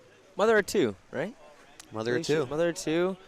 Yeah, last year I was down in the beautiful Baja, California, and I was paddling out, and I saw this person paddling for this massive wave, and who was it? None other than Kat. I was blown away. It was a heavy day. That's the day I broke my favorite board, and on the beach was her great husband taking care of her kids while she got to go out and have a good surf. Yeah, it's pretty much a standard showing down here, out here in Tofino's, you know, doing the shift duty. You know, being married and dating a surfer is pretty difficult sometimes, especially when the waves are really good, and especially if you're having kids. You know, we always want to get out there and surf, but you know, someone's going to hang on the beach and look after the kids. But it's great with the Queen of the Peak contest. They're offering up babysitting. Free babysitting. On the beach. On the beach for any of the contestants. Any of the contestants. Any contestants. And, you know, that's really cool for all the contestants' children's to get to hang out, you know, because they're going to see each other a lot. You know, it's a small community. They aren't friends yet. They will become after this weekend. And that's actually how surfing really progresses and gets pushed is, you know, people getting out in the water, surfing, you see your friend do a cool maneuver. What do you want to do? Of course, you want to do a little bit better one. So the Groms, the young ones, the youngins out there, I'm pretty excited to see the Princes of the Peak start at some point here today. And yeah, and we got some waves coming in. Looks like the whole pack has really shifted down the ways. No longer sitting straight out in front of the judging tower here. They're moving down. We do have a very big contest area, so might as well take advantage. Sailor Taylor up and riding, getting ready for a closeout section. You know, look at that. She doesn't look like she was too pumped on that. No claim or anything, but I am liking the way she's surfing. I may go out on a limb and say that, I don't know if I can, but I think she might be my favorite right now. Just seeing her in the water after watching the rest of the last finalists of last year out there, I think I'm going to say that she's my favorite for right now. Yeah, Sarah Taylor definitely a threat to be reckoned with out here, year in and year out. She's posting some pretty big scores right now. She's got an 8.57 and a 7.33. Definitely kind of running away with that heat, and kind of just shows in the maneuvers that she was doing and the wave selection that she was getting, really linking some pretty awesome turns and throwing tons of spray and looking super comfortable. So that's Kat Rosine. You guys can see on your screen there, surfer in yellow. Kind of unofficially, she's currently sitting in that transfer spot. So if you guys are wondering online, how do people move on and who gets to go ahead? It's top 2 surfers advance out of each heat. 20-minute heats, top 2 surfers advance, and it's pretty much based on the top 2 waves. Based on their top 2 waves. Unlimited wave, they can catch as many as they want. Some competition, they do have a 10-wave maximum. No maximum for us today, so they paddle for anything. There's a great little shot of mother and daughter coming together. That's great to see. That's what it's all about here down at the beach. Yeah, she's waving to the crowd. Oh, this is awesome. This little Kodak moment here for the fans there. Yeah. Yeah, you know, this is not a bad-looking family. No, a great-looking family. They do a lot for the community. Kat and I actually work out a little bit together at Tofino School of Fitness. And it's really shining through, I think, in the last little bit when she's out there. She looks comfortable. She looks like she's catching a lot of waves at ease. So here we go. What is this? Heat 6, round 2. Just about to start. I think the horn has been shrung. Yeah, so I think we're going to step back for a bit here and take a quick commercial break. We'll be back with live action just in a bit, so don't go away. Stay tuned.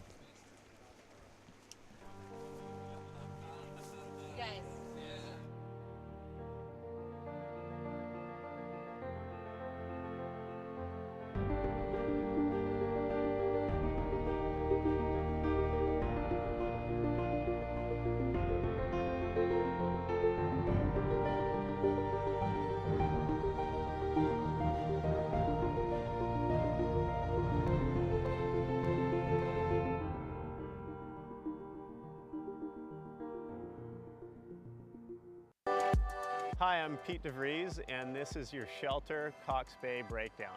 Cox Bay is our most consistent wave in Tofino. It is open to anything from a north, west to southwest swell, and offshore winds are from the east, southeast, or northeast. So you can pretty much surf here most days of the year. Cox Bay varies depending on the tides and the sandbars. Generally, the higher tide has a bit more power, a bit more punch, and there can be some inside little tubes. And the low tide, there's these big rangy peaks that you have to hunt down and find the right zone in order to catch them. I'd say Cox Bay is one of my favorite waves to surf in Tofino. It's kind of known as our go-to spot.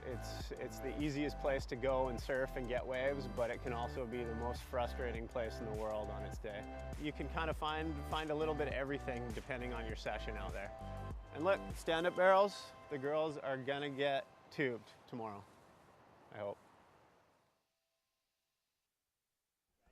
Wearing red, your top seed, Amelia. All right, welcome back to the 2016 Queen of the Peak 7th Annual. And we are in round 2 shortboarding competition with Heat 6 out in the water. And sitting beside me is none other than the Chrissy Montgomery. How you doing today, Chrissy? You know what, Alan? I'm doing pretty good. Thanks, brother. It's good to see you. You know, it's always great to have you sitting beside me here. Judging it away. You know it. You know what I love too, Alan, is that you and I actually work for competing businesses, but you know what? Sure. In and out of the water, man. We're bros. Yeah, you know, Sisters. sisters for It's life. It's Sisters awesome. for life. It just kind of, goes to show how much this surf community supports each other. Up here in the tower, we've got all the, best surfer guys and Catherine Weiler too, to make sure everyone's, being judged and looked after. The infrastructure that goes into this contest is awesome. It really does take a whole community to put this together, and I just thank everyone so much for being involved. Thank you, my friend, for being here. Oh, you're very welcome. I couldn't imagine doing anything else on this weekend. My phone was blown up with texts that, Alan was awesome. Alan on the microphone. You're making me blush. Ah, You're making me man. blush. I know you guys can't see that, but I'm pretty red right now. As red as that jersey is. And who do we have out in the water with us today? That is a good question. Mike is my tech guy. All right, Tick so guy. in red we have Amelia O'Connor. White, Shandy Kariatsumari. Yellow, we've got surf sister Isabel Fischbacher. And in blue, Charlotte Montgomery. No relation to me, but she is a nice girl. Yes. Well, the nice last name. Yeah, so this will be good. Amelia is a competitor from out of town, as well as Charlotte. So Shandy and Isabel are our local girls here, although Isabel is actually imported all the way from Switzerland. All the way. There's much waves over there? I don't think too much. No. Live feed. Here we go. Check us out on our social media. Lots of fun things happening up here at the Judges Tower. And some waves coming through, and I think we have a rider up in red going along. Ooh, nice Yeah, call. Amelia O'Connor here. She showed us her board beforehand, and she's got this funky shape. It's an Oh, cross-stepping. smart choice for out here right now, just with the waves, with the swell dying down a little bit. Definitely a board with a bit of volume is going to help you out.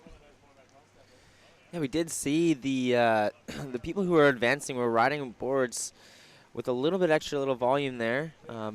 Kat walking away on an Aftana sled, I think she had Yep. there, Yeah. and Steph getting through her first round. Yeah, she was on her bob. She was on a bob. So those Aftana boards are really paying off for all the competitors here, which is great. Maybe they'll use that $2,000 prize money to get themselves another one. Yeah, exactly. White having a look, but not much happening there. So water's gone a little bit quiet here for us. So wait for some sets to fill in. What board would you be riding if you were out there right now, Chrissy? I'm fat and lazy, man. I'd be on a longboard. Longboard. There's nothing wrong with a longboard. Absolutely not. No, I do love longboarding. It's even a bad day of longboarding still makes me giggle. It's a fun time. I love my shortboard too, but I am a lazy surfer. I'm not gonna lie. Love me a longboard. Yeah, well, we do have to work pretty hard out here to get the waves in Tofino. They're not always perfect, but they can be perfectly fun. Oh, exactly. It's all about your attitude. That's right. And being a surf instructor, you've taught for many years, now running a very amazing company that's all girls. I did try to get on the team way back in the day, but I just didn't have what it takes to be a surf instructor for a surf sister. You do, brother. You could be an honorary surf sister anytime. Oh, I would love that. Yeah. Well, that's why I'm so happy to be here today. Like Christy said, I do work for a competition, and we're just all friends. And that's the great thing about Tofino is the beautiful community comes together, and it's really getting packed down here on the beach. There's lots of people out. The banger tubs are going out there, and we're seeing some waves that are hopefully going to come through soon. What would you be doing? Would you be thinking sitting out back waiting for those big bombs, or would you sit on the inside? It's tough because you kind of want to get a score under your belt right away, just so you're not, left panicking at the end with, no time and no scores. Yeah. Oh, hey. There we are, right there. Hey, everyone. everybody. Nice to see you guys. Thanks for joining in. Well, that was. They wanted our faces off pretty quick. Yeah. They sure did. Well, it feels great to be up here. I feel like a really very official talker. I feel like I'm on the NFL or WSL or something serious, but it is pretty serious out there. It's getting hot and heavy, On the water, we're waiting for those sets, and this is where the mind really starts to go a little crazy as you're waiting out there and you're seeing the time tick down, waiting for that set to roll through. Are you in the right spot? Am I not in the right spot? Where should I be? Should I paddle over here? Oh, no, maybe I'll paddle over here. Yeah, I definitely, the girls are going to get scored higher on, with a better wave selection. So sitting at the back and being patient is a good thing. Looks like we have a little something on the horizon, a little bit of dark water coming in. I wonder if this will line up for anybody or if everyone's out of position. Yeah, that last heat was really coming through for Taylor. Sarah Taylor there, she got a couple really good rights, and here we go. Red scratching, but not letting him in. So if you're on the beach, Yeah, it's a tough. It is definitely a tough heat, and so might have to change their game plan. But here comes a bit of a right. Ryder in white gonna miss it. Will Ryder and Red be able to pick it up? Even with that extra volume. Oh, here we go. There she Just goes. gets herself into it. Again, yeah, smart board choices. Yeah, that'll work. It's just unfortunate that there's not that many sets coming through right now, but that was still well executed by Amelia O'Connor. Good job. Quad fin, square tail, allowing her to really keep that flow down the line without that center fin. Yep. Pick up speed easier. completely organized and operated by Shelter Restaurant. You know, I'm not much of a quad fin surfer. No? No, I don't have. I had a quad fin for a while, and I gave it up and stuck to either the single fin or the thruster setup. Don't know what it is, but still, Oh, here we love go. to find one. Oh, a little up and down. Is that Isabel there? Yeah, that was, yeah, no love on that wave. Just kind of closed out on her. Didn't have much shape, but yeah, I'm a fan of quads. I love it. You just pick up speed so easy, you know, especially on your backhand. It's like having magical powers. When I switch back down to a thruster, I'm like, hey, where'd the speed go? Where'd my jets go, man? Yeah, you do have to work a little bit harder. I Yeah. like that center fin just to pivot off of. I'm still working on my rail-to-rail transitions, I guess we could say, but You know, sometimes I'm just working on standing up. yeah. Yeah, I get pretty surprised. Oh, here we are. I'm standing. Let's go have some fun now. Surfer in red. Oh, yeah. Here we go. Showing a little style, not just, oh, surfer in white coming in from behind. Let's see what we get here on the right. This looks like Shandy Kiriatsumari.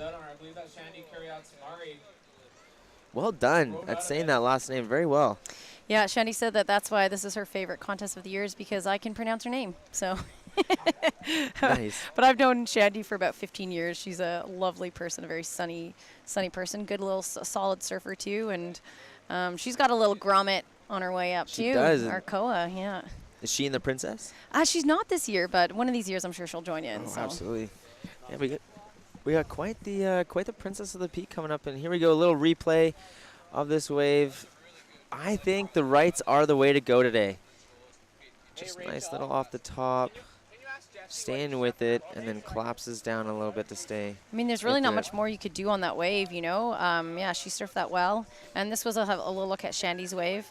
A shorter wave, wasn't much to offer there, but still, well surfed for what she was given.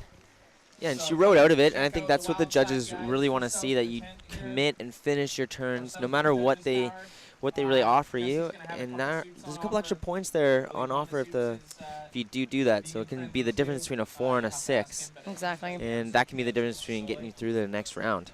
Yeah, exactly. Thanks to Wildside. Raising money for charity. I don't know if you guys can hear on your screen, but there's a little bit of rain out there. So if you are coming down to check this out, which if you are in town, Tofino Ucluelet, you should be ripping your Tookish down here. It's pretty beautiful, even though there's a bit of rain. It's a little offshore, and the beach is getting quite full with bikes, longboards, just people checking it out. Yeah, it's a good little hangout scene here. Just a reminder, too, if you do, make your way down here to Cox Bay today, there is a free beach shuttle. It's running every hour, and that's courtesy of the District of Tofino as well as Tourism Tofino. So, if you don't feel like, bringing your car down here and trying to find a parking space, just hop on that bus. It's a really nice service that they offer us. Really fortunate to have it this weekend, so let's use it. Yeah, let's take advantage. Save the gas money. jump on that nice free, and it's pretty fun. It's a bit of a party bus, like there's people on there having fun, because you're all going to the same place. I did at one point when I was going to Odalith use the bus, and that was a hoot. Yeah, that was a an hoot. absolute- Speaking of Odalith, they are putting on a wrap-up party on Sunday. Oh, and I cannot wait. I am ready to cut a rug. I bet Mr. you are, and I Pearson. can't wait to see you do it. I got new shoes ready to go. Billabong hooked me up with a couple nice shirts, and I'll be putting those on Flair Oh, yes. on that night. I would say surf skills-wise, I'm a solid mediocre person. Me. But dance skills But wise. dance skills, I got to say, I'd be making it to the finals, I'm pretty sure. All right, well, maybe we'll have to have a little bit of a dance off. Like get a circle going, put some cardboard down, Exactly. spin it out. So that's this Sunday night. After everything wraps up here at the beach, we are going to crown some queens, and then we're going to head on down to the Legion. It's open to anybody over at 19. Entry fee is $15 if you're a Legion member, $20 if you're not. And yeah, Odalith, the guys who put on the festival there are putting on the party for us. So nice for us. We just show up and cut a rug. Just show up, dance it till we can't dance no more. Exactly. Shaking it, but not breaking it, 5 minutes, 30 as they do seconds say. Man, tough heat for these girls, Like, the ocean really did go flat. As we, we only have a couple more shortboard heats here. Then we're going to move into longboard, and that'll be a little bit easier for those guys, just having the extra board to get some glide going on these tiny little waves. Yeah, the hard thing about being on a shortboard is you might be able to see where you want to be positioned, but you just can't get yourself there in a quick enough time to meet it. Where on that longboard, your play of area where you can catch those waves really grows because you can paddle it so much faster. Totally, and you can pick off a wave of the shoulder. You don't have to be right at the peak. It definitely is a little bit easier. Yeah, so, no restarts here today. It's 5 minutes left in this heat, and now, if you haven't gotten a wave under your belt, this is where you got to think, I need something. Just something. Get inside, grab a wave, or maybe run your luck and stay deep. Stay out there and hope for that big Just go bomb for set broke. that maybe come in. Yeah. You don't know. And it looks like we got some lines on the horizon, so if they are out there ready to go, we have Rider in blue paddling 4-1, misses it just a little too far out there. Couple more waves in the set here. We still, red's definitely got the lead in this heat. White's in a solid second place as well. Tough go for yellow and for blue. Nothing too much to offer there. Well, here we go. Rider in white, I do believe, is up and riding.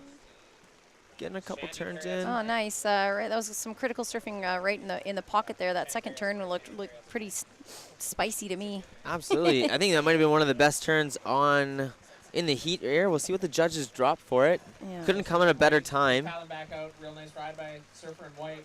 We'll wait for scores to drop there. That's Shandy Kuriasamari. She was only in need of a 5.68 to move into first. Looks like Amelia's picking off another right. Setting it up. Nice. I don't think that'll affect her score too much. Still a good little maneuver. So, Chrissy, this event has been going on for 7 years. Can you maybe tell us what it looked like on year one? It looked a lot like me panicking and going, well, what have I done? No, year one it was a lot smaller. I think we had about 40 girls come out. We ran both longboard and shortboard, in the same day. It was a one-day event. It was awesome though.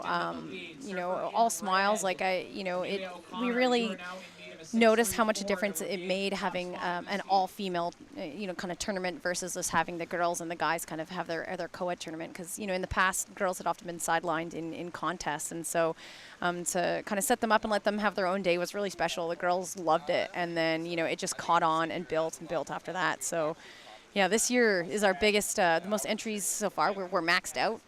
We're out of daylight. We can't physically take more people. We really can't get them out there. Exactly. So the contest has grown so much over the years. Like that's due to participation with the girls, but also due to sponsors coming on board and with the community pitching in, people like yourself helping us run this thing. So it truly does take a community to run a surf contest. Well, it's pretty awesome to see where it's come from all the way now. We've got a huge judging tower that we're lucky enough to be in. Scaffolding. We got, a couple 10, 15 tents down here. So if you don't want to get wet, you can hide under a tent. We have the Hostel International, big sponsor for us today. They threw a great kickoff party last night. If you didn't make it, make sure you're there. I'm sure they'll be on the board for next year. My dad actually just sent me a text message reminding me, Christy, to tell you that my first ever surf lesson was with you. No way. Yeah, when I was 18, we came out here together. I totally forgot it was with you. And Like, did I teach you? no, I don't know if you Aw, taught me per man. se. That would be pretty sweet if that That'd be was the way it went. awesome. But I one of created your- a monster. you sure did. You sure did. I had the best time of my life. Did a 5-day surf trip, and that's one of the great things about Tofino is that it really can bring families and people together because it's just such a magical place here. Oh, for sure. I mean, I grew up coming out here, you know. Grew up in Nanaimo, and, you know, my family, this was our family vacation every year. We'd come and hang out at Ocean Village, Pacific Sands, and, yeah, I would just throw myself in the ocean and try to learn to surf. You know, of course, I did it the hard way. I didn't take a lesson, and I learned very learned the hard- slowly, the very hard way. But that's so cool, Alan. That's awesome. You know, like Surf Sister, we're never trying to exclude the guys. We're just always trying to make sure that the girls feel included, you know. And For sure, yeah. you'd be surprised that most of it, you know, about half of our clients are still men. It's just we just wanted to be there as a good resource for girls to make sure that they feel comfortable in the sport and involved. And And as they should. And we can really see that there's more women surfing in Tofino than I've ever seen anywhere else in the world of traveling. yeah, it's pretty amazing. This surf community is one to be proud of for sure. We're in Heat 6.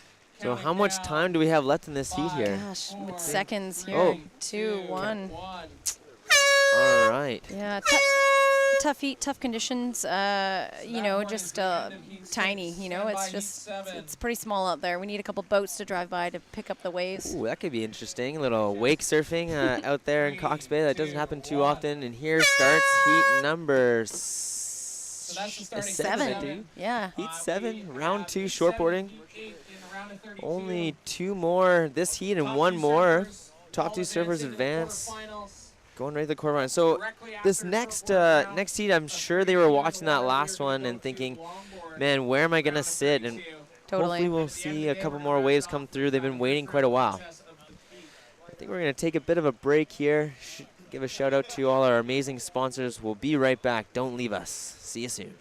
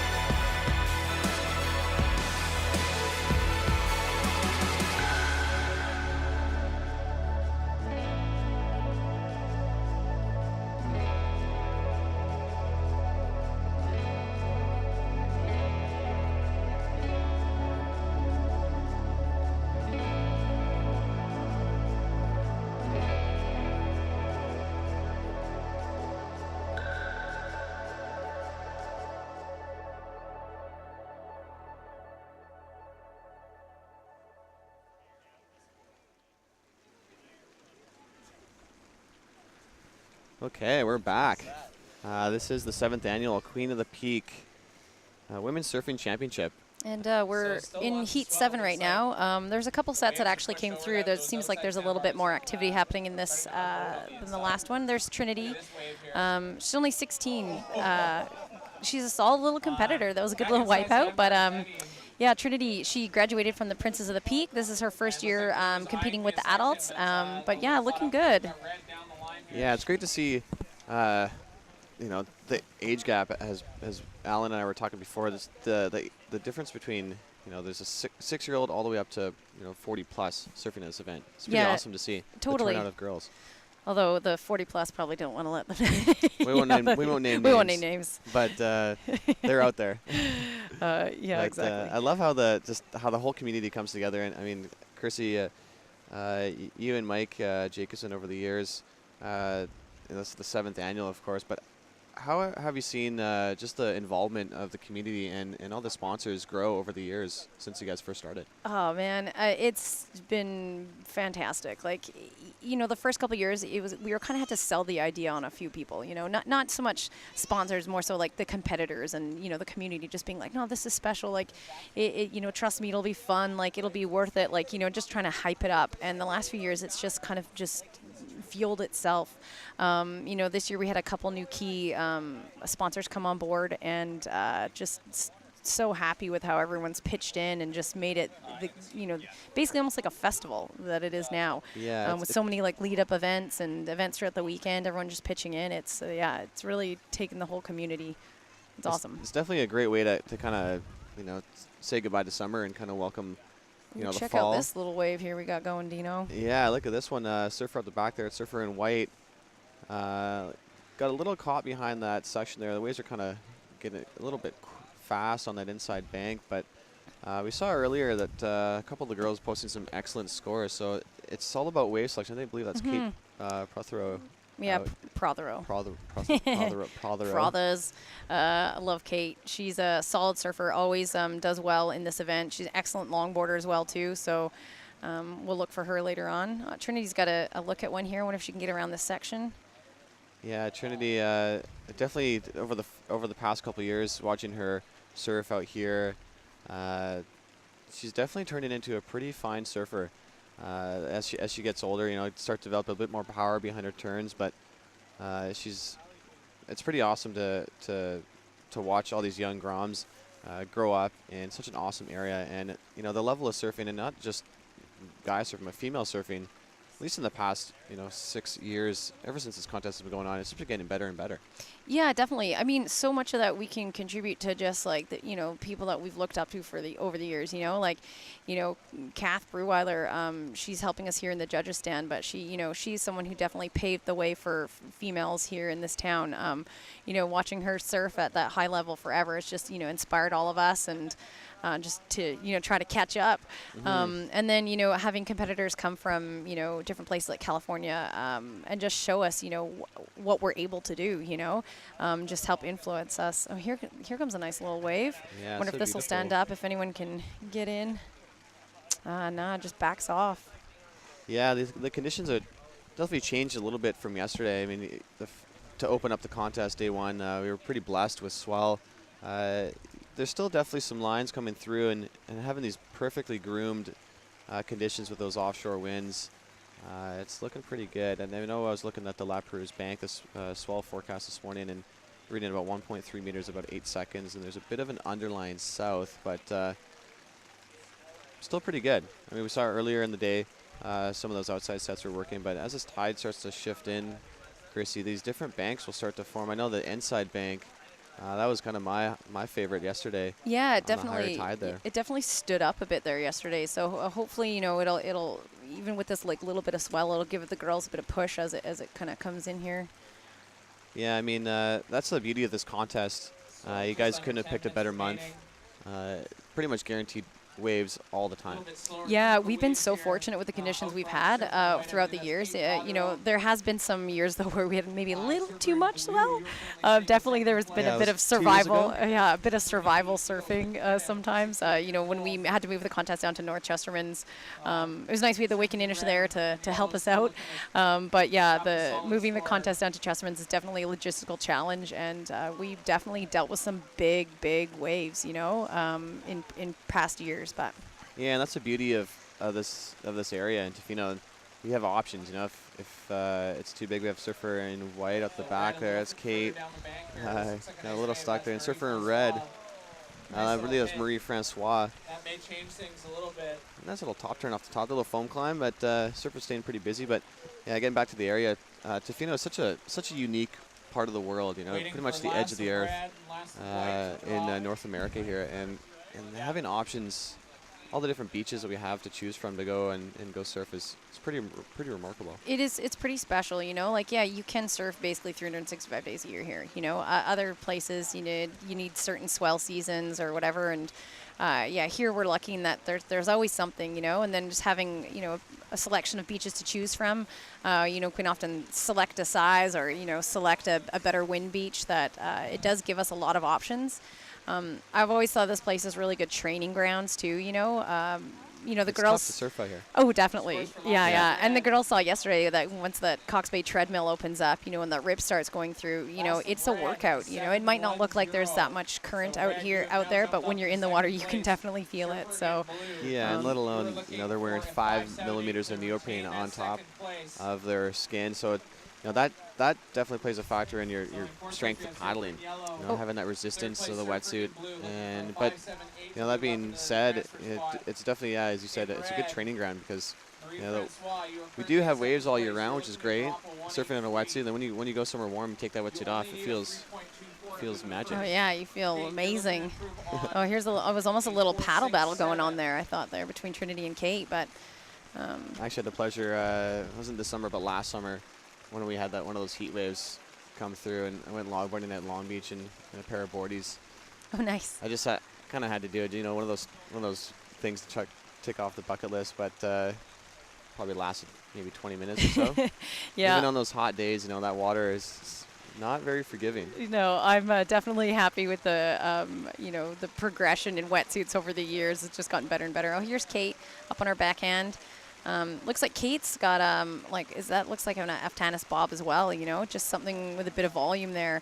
That's not her usual board. I think she just borrowed one for this weekend in Aftanis, it looks like, just to get a bit of float. But yeah, it looks like I think it might be kind of Chrissy Montgomery, or yeah, her not Chrissy Montgomery, sorry, Jillian Montgomery. She was surfing a single fin. I think that kind of looks like her board that she was surfing yesterday, but yeah, definitely a board choice is definitely paying off for some of the surfers today. We saw earlier Steph Whiteman was surfing, I believe it was an Aftanis bob. Steph was looking good out there. She was hungry this morning. Yeah, and definitely for the conditions today, it's all about kind of board choice. So if you have a board with a bit more volume and a bit more kind of surface area, definitely kind of want to choose one of those. So we got our little replay here of Kate's so wave. stylish, Kate. Yeah, I mean, that's her longboard. You know, that's longboarding coming in to help her out with the shortboarding as well. You know, she's always got that that noodle. She can always stay on her board. It's amazing. But yeah, just kind of longboarding can really cross over into shortboarding and just helping you with that bit of grace, that style, and helping you when it is a bit smaller and just keeping the glide. You know, it's good to flip back and forth between the two for sure. Yeah, exactly. And I mean, if the progression of surfing, the learning curve is pretty steep for some, and the more time you can spend on the water, that kind of definitely gonna pay off for you in the long run. Definitely. You know, call yourself a waterman or a waterwoman. Get on a longboard, get on a shortboard. I know there's tons of people with the mindset because they watch professional surfing, and they read magazines that, you know, shortboard's the be all and end all. But I think I've had probably some of my best surfs on a longboard. Oh, for sure. Yeah, it's always come in exhausted. Oh, definitely. Yeah. Yeah, definitely. Seeing Kate pick apart these inside waves there, you can definitely see that longboard history coming into play there. I love how smooth and relaxed she looks on her board. Yeah. I should probably give a shout out to Kate's parents. I'm pretty sure they're tuned in all the way in the UK, cheering their daughter on. Kate now is a resident of Canada, even though she is originally from the UK. So we're happy to have her here. She's a surf sister for life. I love that girl.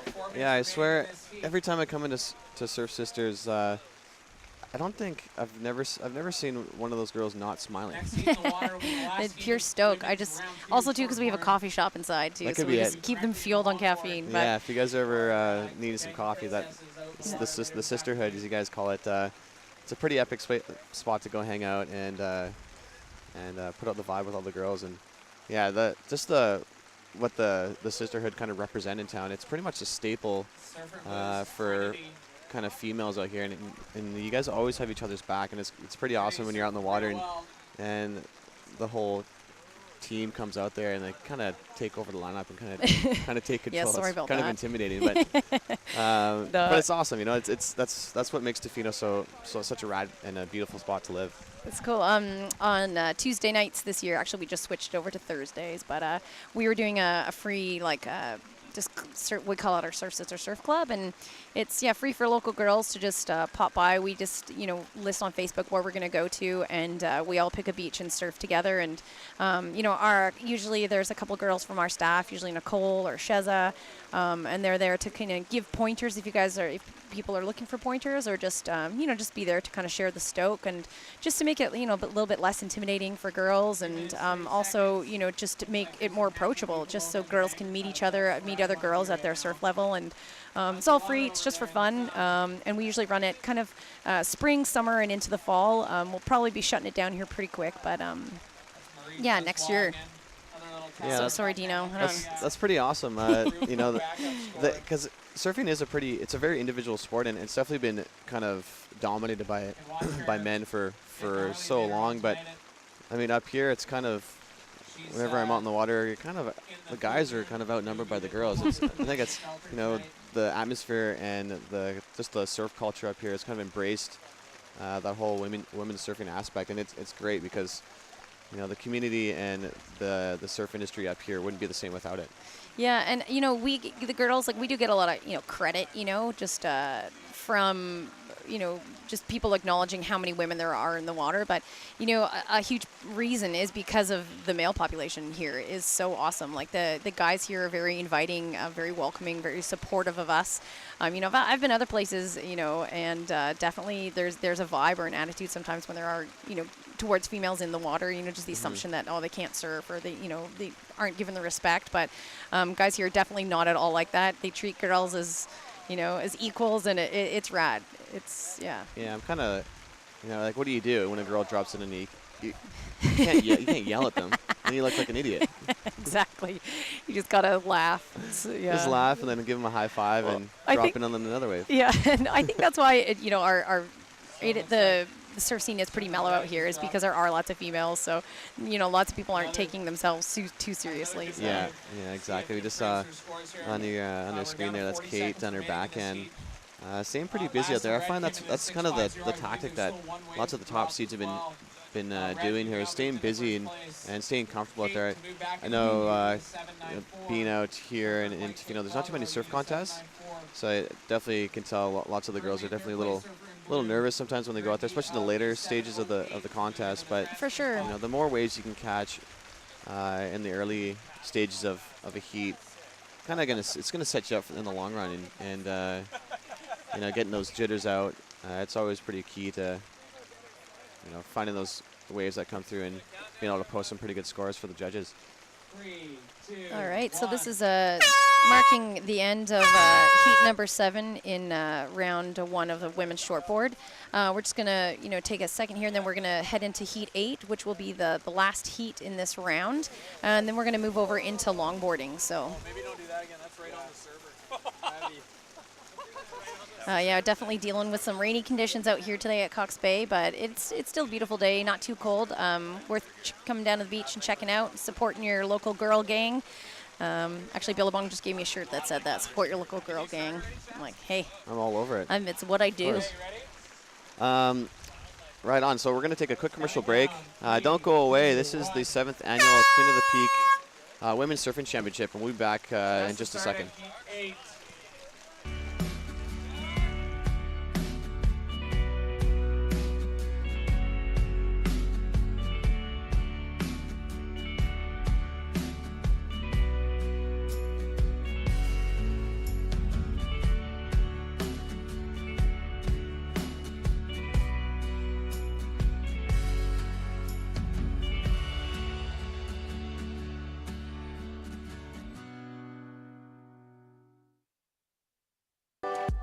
Hi, I'm Pete DeVries, and this is your Shelter Cox Bay Breakdown.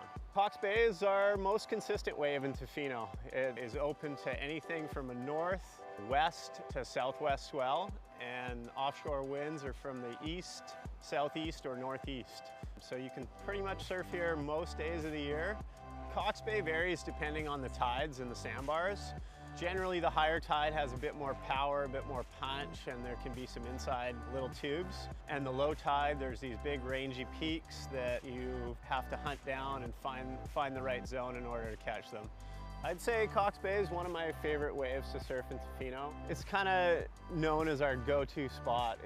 It's the easiest place to go and surf and get waves, but it can also be the most frustrating place in the world on its day.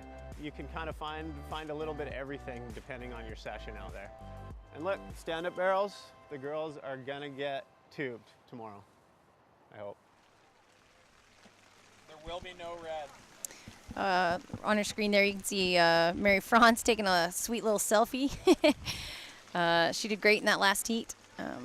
Yeah, definitely can see the stoke on her face there, and all the girls that are out here surfing this whole weekend. Tons of smiles, tons of high fives, and it's kind of what this contest is all about, is just having fun. And I mean, end of the day, you know, winning that $2,000 and having that bragging right for a year after winning a contest is pretty awesome. But first things first, it's all about having fun. Yeah, exactly. So out here in the water, a little bit of an upset going on. Our top seed, Tam Stevens, actually she didn't make it. She's not here. She's not here. I don't know, technical difficulties maybe, I'm not sure. So she's not in the water. So this is just a 3-woman heat. In white here on our screen, we got Carly Bracey. In yellow, we've got Kelly Brown from Yuki, and in blue, we've got Alina Ambrovich. So, yeah. Awesome. A three-woman heat. That's gonna. So you just got to beat one person. That's definitely going to be pretty awesome. Only surfing with 3 people out there. Tons of room out there for these girls to catch waves, and it's got to be pretty awesome having Cox Bay kind of shut down to the public, and have these girls surf this beach by themselves.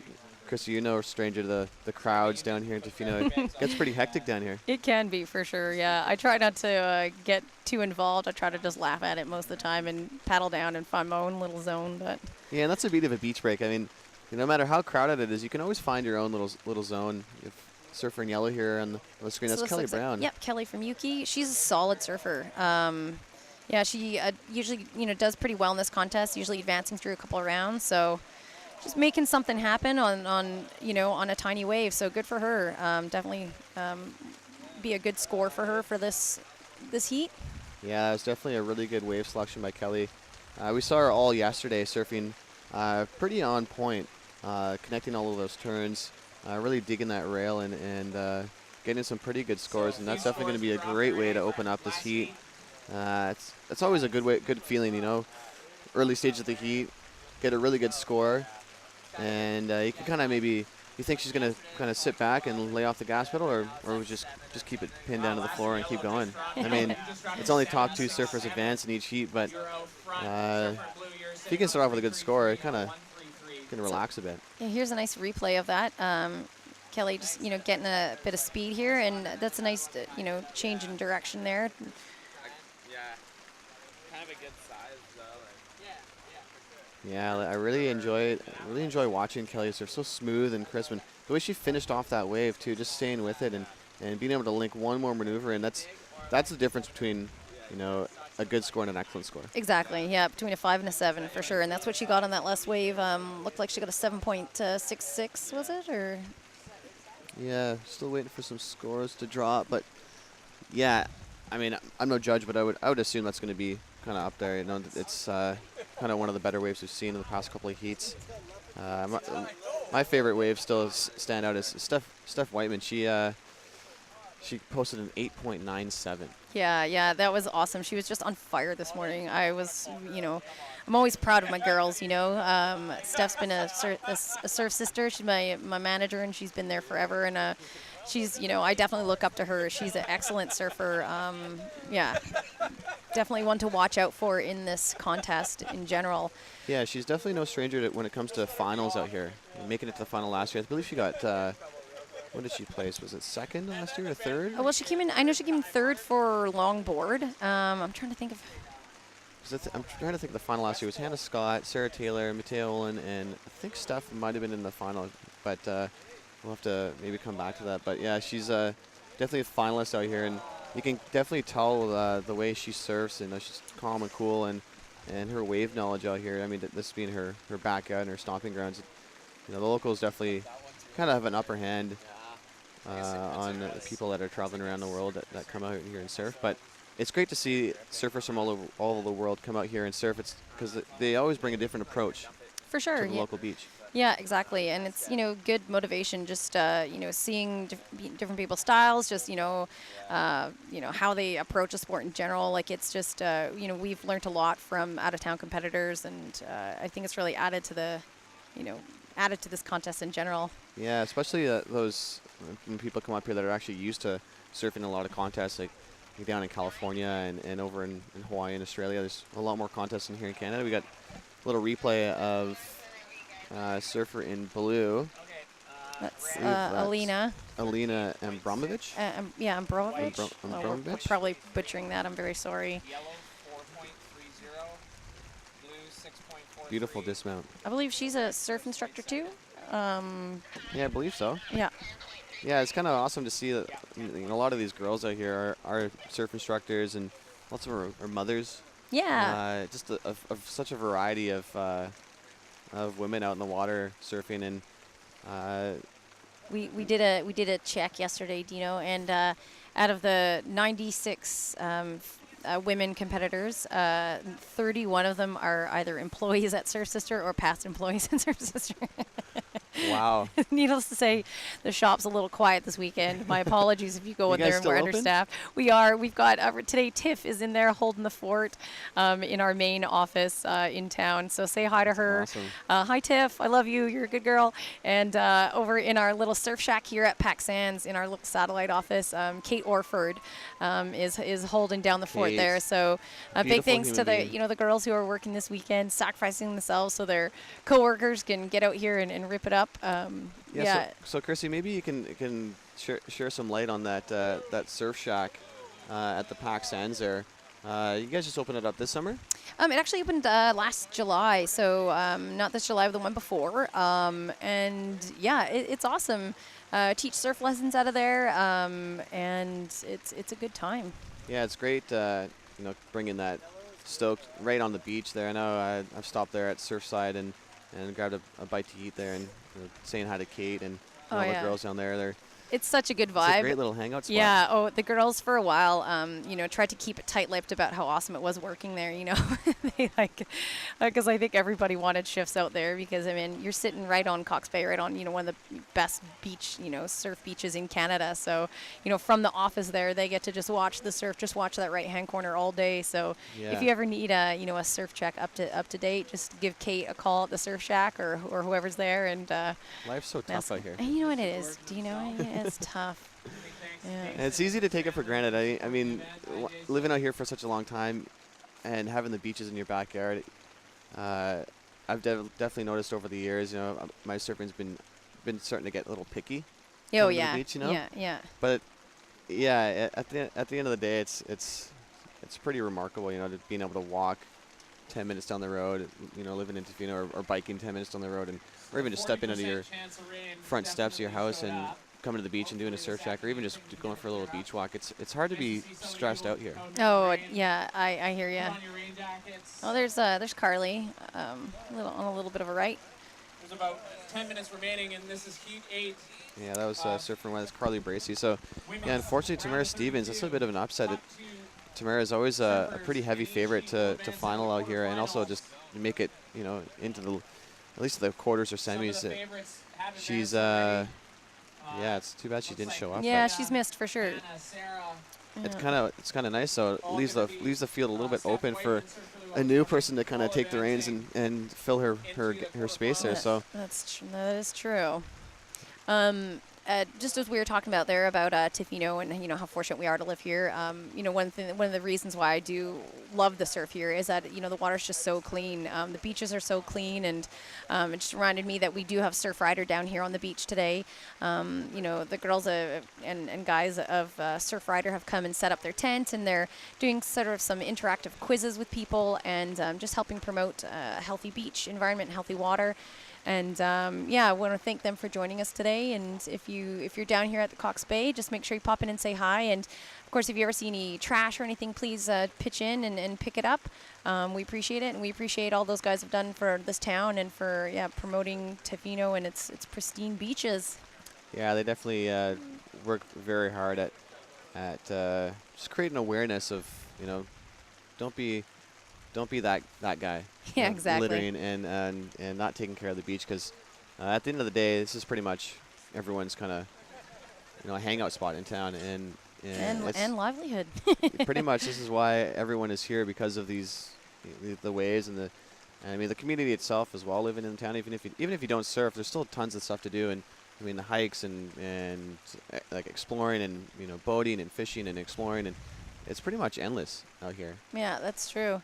Surfing has definitely kind of taken the reins for the main tourism kind of drive out here, and Tofino's kind of taken that ball and ran with it. Yeah, for sure. It's one thing that our town can offer that most other towns can't. There's a lot of other great fishing destinations, whale watch destinations, hiking and stuff on Vancouver Island and on, in BC. But what they don't have is surf. Or if they do have surf, they don't have access to it. So, we are really fortunate in that Tofino has everything. And we've got, Tourism Tofino helping, spread the word that we're here at the end of the road. And we're a welcoming town. So come visit us if you've never been here before. It looks like we got Carly here paddling. Carly Bracey just couldn't quite get into that wave there. But yeah, Chrissy, you being a longtime local here, how have you seen the community change over the years, and did you ever think surfing out here would get to the stage it is now? Yeah, it's funny, when I first moved here about 17 years ago, surfing was definitely much more on the fringe. There's a lot of people in town who did surf, and, we did have some people definitely leading the way, but, it was definitely not one of the focus industries, not one of the focus aspects of tourism out here, but it's really shifted, and, one of the reasons is, look at the conditions out here today. It's raining, it's pretty wet, it's a cool day, it's not bad, but, it makes the surf conditions perfect. Like, we can surf rain or shine, and throughout the year, winter, summer. So it's an industry that's very consistent, and again, it's really approachable. Like, I think surfing, especially surfing in Tofino, it's it's for everyone. Yeah, exactly, and that's the beauty of this area, is that you can surf year round too. So it's not just a summer sport. Everyone thinks that surfing out here in Canada is a summer sport, but little do they know, I'm kind of afraid to say that our surf season kind of starts now, and this is the Queen of the Peak is kind of like the kickoff to that season here. We got Carly Bracey up on this nice little looking right there, getting a little high there, trying to create some speed, and got a little caught behind that foam ball. But yeah, these waves there's still some waves out there. It's definitely, surfing in 20 minutes, you definitely got to be smart with your wave selection, and in order to get those high scores to move ahead. Do you think that plays a bit of a factor in the girls' mindset out there, surfing for 20 minutes? For sure. Most of the girls probably have a watch on, hopefully Nixon watch. Just I heard keeping those are pretty good watches. They are. Just keeping an eye on the time, just to make sure that they do have a couple consistent scores, maybe and then once they've got a couple locked in, you might want to change your strategy and wait for kind of a bigger set wave to try to boost on those scores. We can see here on our screen we've got some longboarders starting to queue up. So right after this is we're have about 5 minutes left in heat number 8 of the women's shortboard round 1. We're going to move straight into the women's longboard. So these girls are just getting ready, putting their leashes on, getting ready to paddle out. Yeah, and definitely that as these conditions are starting to change, as tide's starting to fill in and the waves are starting to drop a little bit, it's definitely very favorable for longboarding. Yeah, that was it was intentional that we scheduled it this way. That was our contest director Shannon Brown just seeing the forecast and talking it over with some of the judges here. And as the swell is kind of dying off, we wanted to make sure that the shortboarders could take every advantage of what was left of the swell, and then with the longboarders, because they're able to still perform well on tiny waves, we sort of save them for the afternoon. So yeah, and that's a beauty of having the back end of a contest, making sure all the pieces are right, because having a contest director, it really goes to show how well a contest can be run, and it kind of helps out the surfers as well. Capitalize on that morning swell. Without Shannon's call, it would have been hard to run a contest without decisions like that. Oh, for sure. And, Shannon's done, heaps for this contest, but also just for the town in general, just with his, his coaching and just helping get some of these athletes sort of to the next level. He's really done a lot to, elevate the surfing in this town. And he's a great guy and a wealth of knowledge when it comes to stuff like this. Yeah, he definitely, when I took my level 1 ISA judging course, Shaz I think he's working on his level 4, I believe, but yeah, a wealth of knowledge when it comes to judging.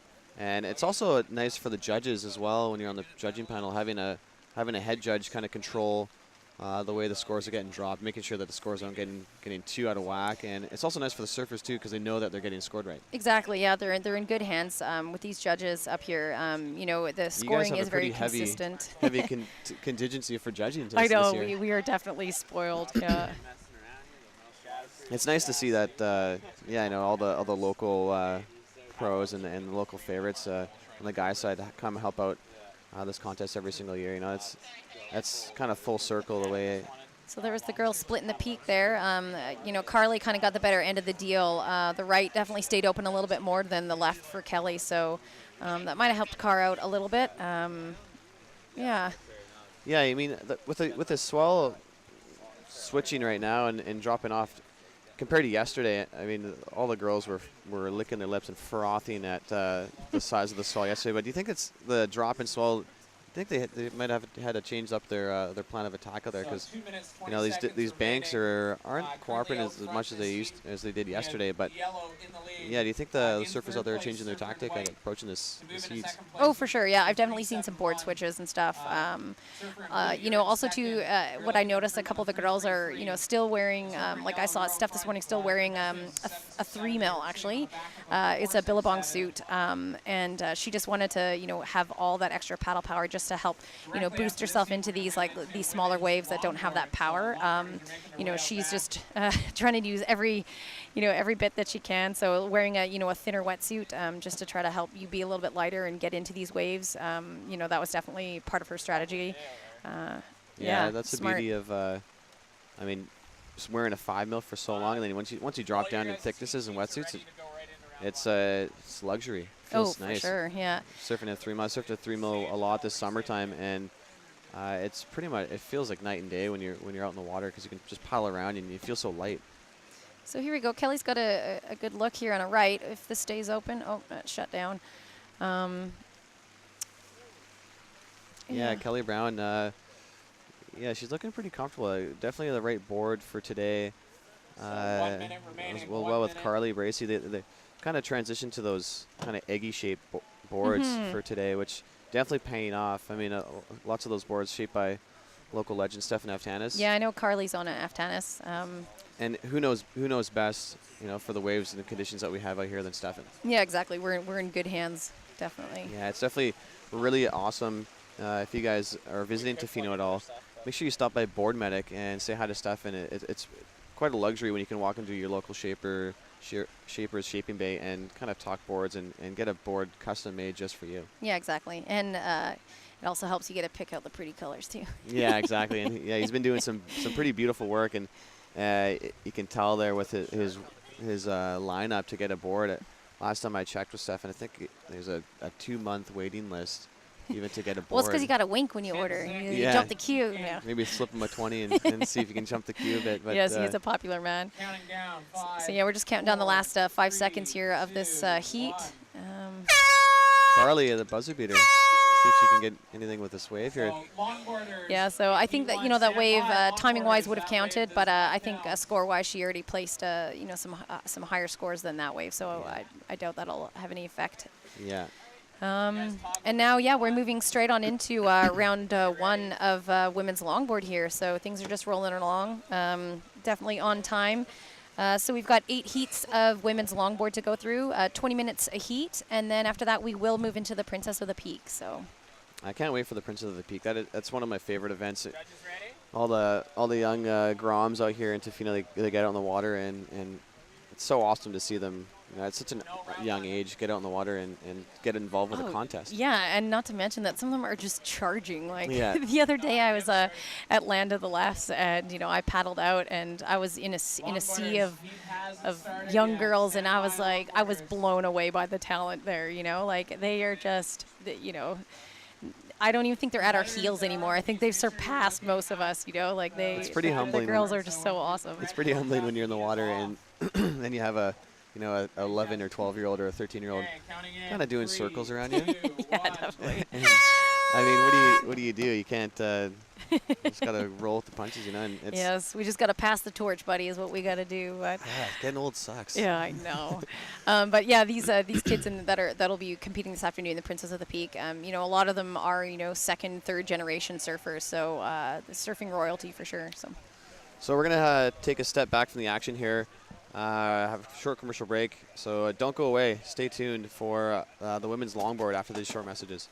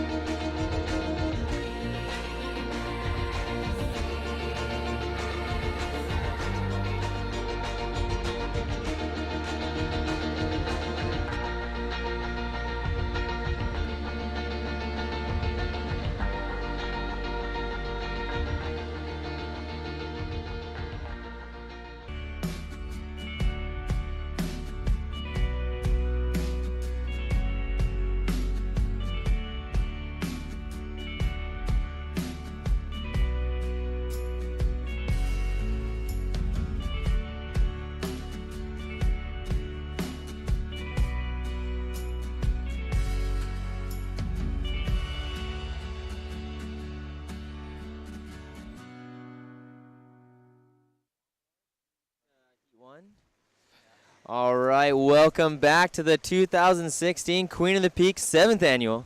Here we go. Longboard. Alan Pearson in the house. Woo! It's good to be back. Good to be back. All jazzed up on caffeine. I gotta thank Rhino Coffee House for supplying us with some burritos and some caffeine this morning to fuel us. Speaking of caffeine too, we've also got Pacific Sands down here on the beach handing out free coffee too, so just to help warm up spectators and competitors. So a nice bit of action here today at the beach. And right now we are in heat 1 of round 1 of the women's longboard. So I can see Kate Brother out there in red. She just did a shortboard heat, so I wonder if her arms are burning. And I'm trying to see who else we've got in the water here. We are updating as we speak. All right, we got nice ride though. Here we go. That to me looked like it was Robin Clark. Is it? Yeah, out of California, surfer from Carmel. She actually knows, she's friends with Kate and a couple of the other girls from teaching surf lessons down south in Mexico. And that's pretty cool. She heard wind of this contest and decided to come up here and check it out. So we're super happy she's here. Last year's reigning champion for longboard is from California as well. Malay Sal. Unbelievable surfer. Oh man, that was just phenomenal watching her, and it is so nice having these this outside influence. These girls come out here and just set the bar for us. Like it's we learn so much off them. Like that's a solid, Look at that. 5. Well surfed. You can see she's surfing leashless. She's just got so much board control. That's a pretty serious thing to do during a competition without a leash. If she loses that board, she's going to swim all the way into the beach to grab it. That could cost her quite a bit of time. Exactly. Actually, Mel, she did win last year, but it was actually her second time competing at Queen of the Peak. She came a few years back and was surfing leashless at North and lost her board in about the quarters and just couldn't recoup after that. It was a long swim back in. And, here we go. Here's Kate. Looking good. Kate has, been a finalist many times in the longboard. She's definitely won a couple longboard championships between this contest and the Rip Curl Pro. Always a solid competitor. Yeah, and a great person to see out in the water. Always smiling, super happy. But, she can put her game face on, and I think right now we're starting to see her turn that on. She's not going to just lay down and let anyone just take the reins from her. She is a good surfer. Look at how calm she's looking out there. Just hanging out, keeping the feet warm. Yeah, surfing bootyless. I gotta admit, I'm a wimp. I surf with boots on most of the year. Sometimes they're just 3 mil boots, but I'm a booty girl. Yeah, no cold feet club for you, I guess then. Nah, I got Toasty Feet Club. Toasty Feet Club. That's nice. Toasty Feet Club is where we just trip over our surfboards all the time as we're trying to cross step. Wow. So, out in the replay here, we got Kate Tofino, volunteer firefighter, cross-stepping her way up and around, cutting it back to the power pocket, and then finishing this wave off, which, we said it time and time again, that is how you get the points. You got to finish it off. And here's Lara Palmer. She's on an Aftanis board as well, I can see. Maybe the 11? Actually, Evan? Yeah. Even? No, actually, she's on the Blender, I'm pretty sure. Okay. She bought that at Surf Sister. Nice. Yes. Actually, I think her husband bought it. She stole it off him. Smart move. Smart lady out there. Yeah. Lara was one of the seeded competitors as well as Kate. Whereas, Robin coming up here was a wild card. So Ooh, that was a bit steezy there. Nice little cross step for Kate, getting it back.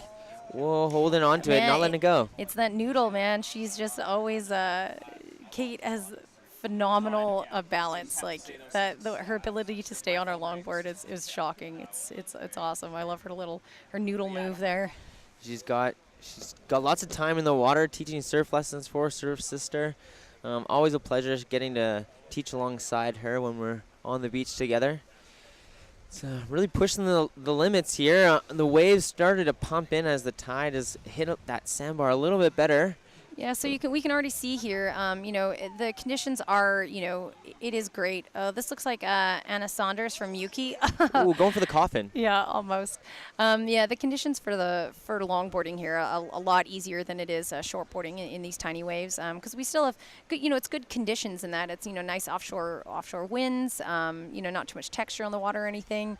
And it's just the swell is pretty tiny. So, longboarding would be the call. If you're coming down here to just free surf, make sure that you stay out of the competitor area. And I'd pack a longboard. Yeah. Absolutely. It's been great, actually. Yesterday there's a lot of people in it. But let's go to this replay here where we get to see the Noodle Queen herself. It looks like, rolling up the windows. That's what I call that, when your arms kind of flail back. It's like you're doing up your windows in your car. But finishing off nice, and then we get this last one and here. Here's Anna here. A little bit of a slower pop-up, but still getting in live action. Oh, there's Kate. Yeah, nice direction change there. She's a busy little bumblebee out there, I tell you. She's not stopping, giving the judges a show. This is great. Some great surfing, really turned on for the longboarders. We have paddlers out the back. Anna digging into this one. We already have an up and rider. Wow, here we go. Get into the nose. Ooh, body surf. Epic longboarding conditions we have out here. In the water, wearing red is Kate Prothero. Kate seems to be in every longboard final we've ever held. What kind of longboard are you riding right now, Chrissy? You know what? I've got a couple Hobies. I've got old Terry Martin shape, a pickle that I just love. Terry Martin's passed on, and it's very sad because he was an excellent, excellent shaper.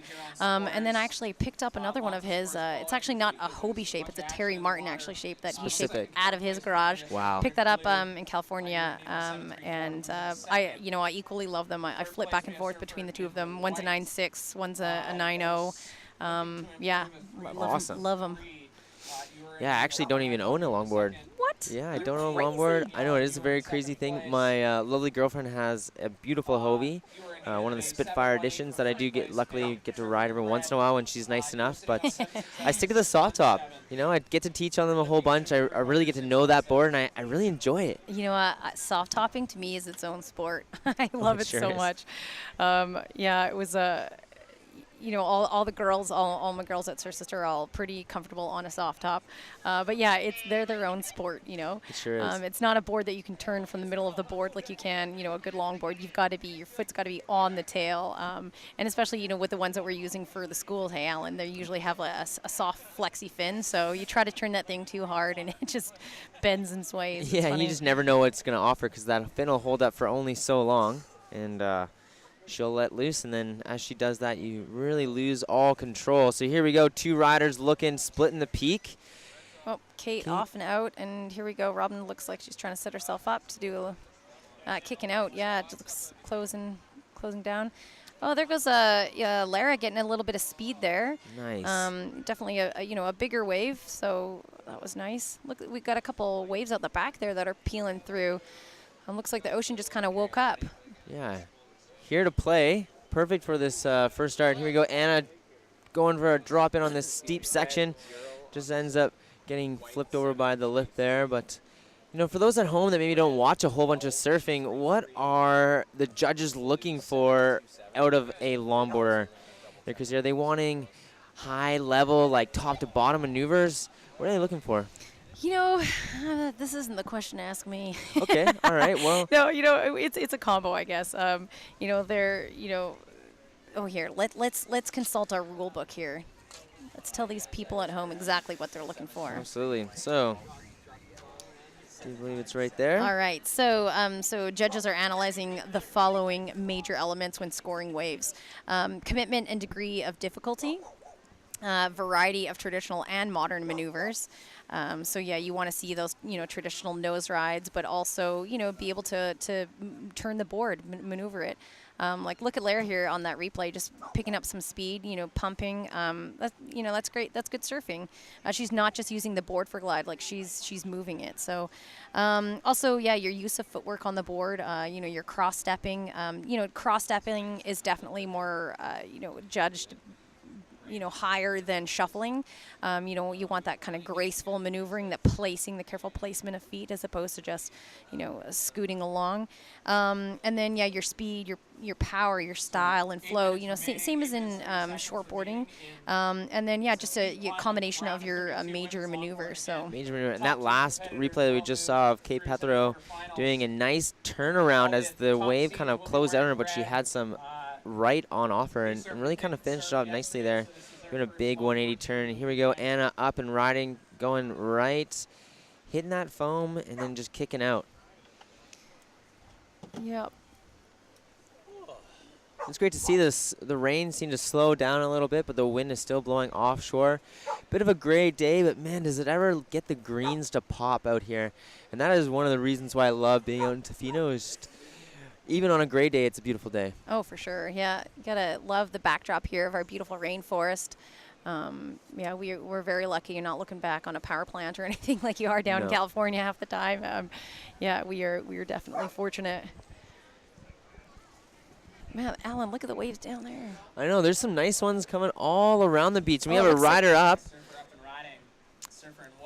Kind of setting it, trying to get ahead of that section. Oh, here we go. She did it. She beat it. Again, she wasn't just using that glide. She was, surfing that board. She was, pumping.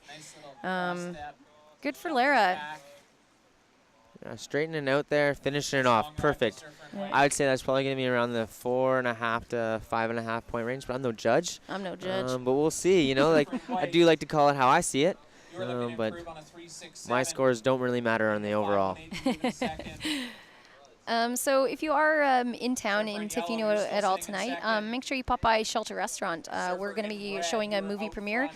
Billabong is sponsored the evening, and we'll be showing the Full Moon snowboard movie premiere. And that's featuring a couple of the surfer girls that are actually in the contest this weekend. So it'll be a lot of fun. Come out and support them and cheer them on. It should be a really fun night. Oh, I love any night that where Shelter's doing So something. here's Kate on a nice nose ride. That was a solid, few seconds up there in the nose. Well surfed. And then finishes it off. She's doing the right things here. Yeah, yeah. I tell the girls is, I'm fortunate to have this eagle eye in the sky in the judges tower, and hear what the judges have to say, and they can't stress enough how important it is to finish your waves. And so that's what I'm always telling the girls. They think I'm their mom nagging on them, but I'm like, finish your waves, do it with Gotta finish purpose. it. You got to Yeah. show them that you intended to do these things. So. Yeah, although this is like we're having some fun out there, people want to win. And there's And- Lara's wave. Yeah, that was a nice wave. She worked well to beat that whitewash section. She did good.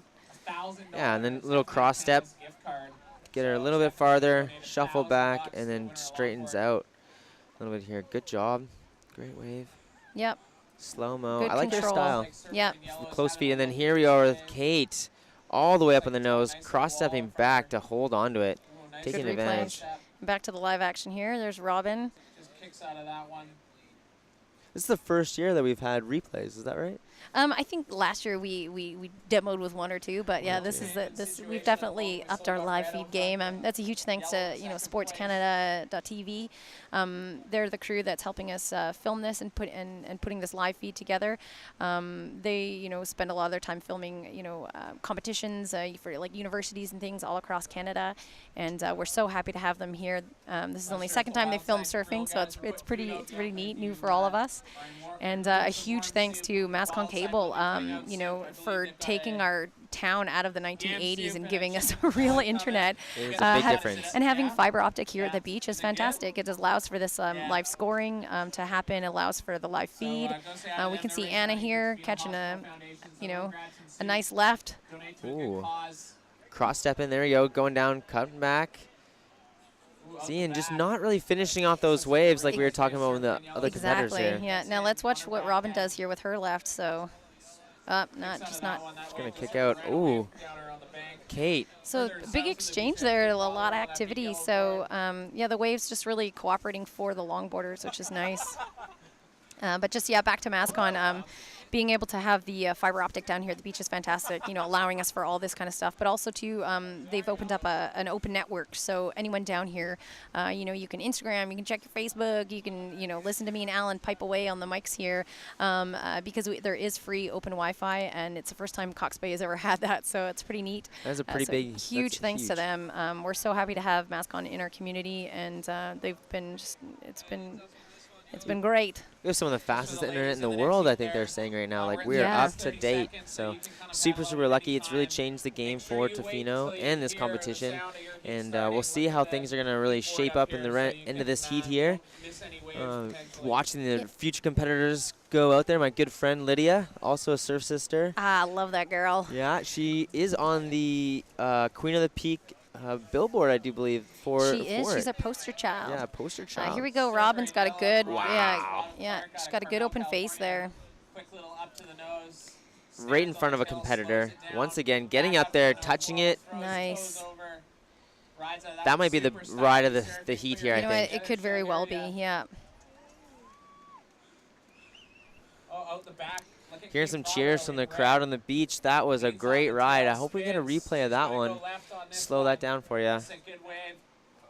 Here you go. Kate's going to get something on offer for us. She wants to tag back on what she just got to see. Yeah. Paddle out. Next heat. Paddle out. So yeah, about 3 minutes remaining in this heat here, Alan. It's been entertaining. I'm happy to see the longboarders out here, and just everyone's getting some good rides. Looks like it'd be pretty fun out there. If I was teaching a lesson on the beach today, I'm pretty sure I would sneak away for a Oh, cheeky for sure. wave. You have to. You have to. It keeps the mind fresh and It's the you know, benefit of the job, man. absolutely. A tennis coach definitely hits a ball or two, so it makes sense that your surf instructor would get out there as well. So. Yes. getting to see them do what they love to do, and that's why a lot of the people teach in Tofino is they love surfing so much, and they have there's great businesses that are able to survive and keep them all going in the water. And here's Kate once again getting onto that nose. See, this is an example of like a wave that's like well surfed. It's just not the best wave choice, you know. There's definitely been better waves ridden in this heat, but I think Kate's just want to make sure that she, you know, secures herself in one of the either the top or second spots, so she moves on. This is a tough heat, you know. There's some good competitors, even though this is just the first round. Ooh, a little nice dismount there. You know what? I'm giving points for that dismount.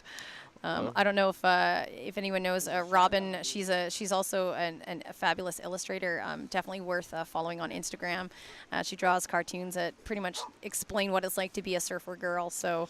Oh, that's her. Yeah, Robin Lanai. Oh, yeah. I love her art stuff. Oh, man, do I ever. Yeah. It's great. It's super funny. Yeah, so follow her on Instagram. Follow us on Instagram for sure. And if you have anything to say, feel free to tweet at us or you know, send us a message, and we're happy to read it out. I know that Sherry Houghton, one of my surf sisters, was watching her this morning way out there in Sri Lanka. She's gone out there to teach at a surf camp called Sunshine Stories. So Sunshine Stories. It's been cool to follow her little trip out there. Oh, totally. Keep on bugging her to give me some more shots of the waves. I know. I'm curious. Well, we're heading there, hey, in January. Surf Sister every year.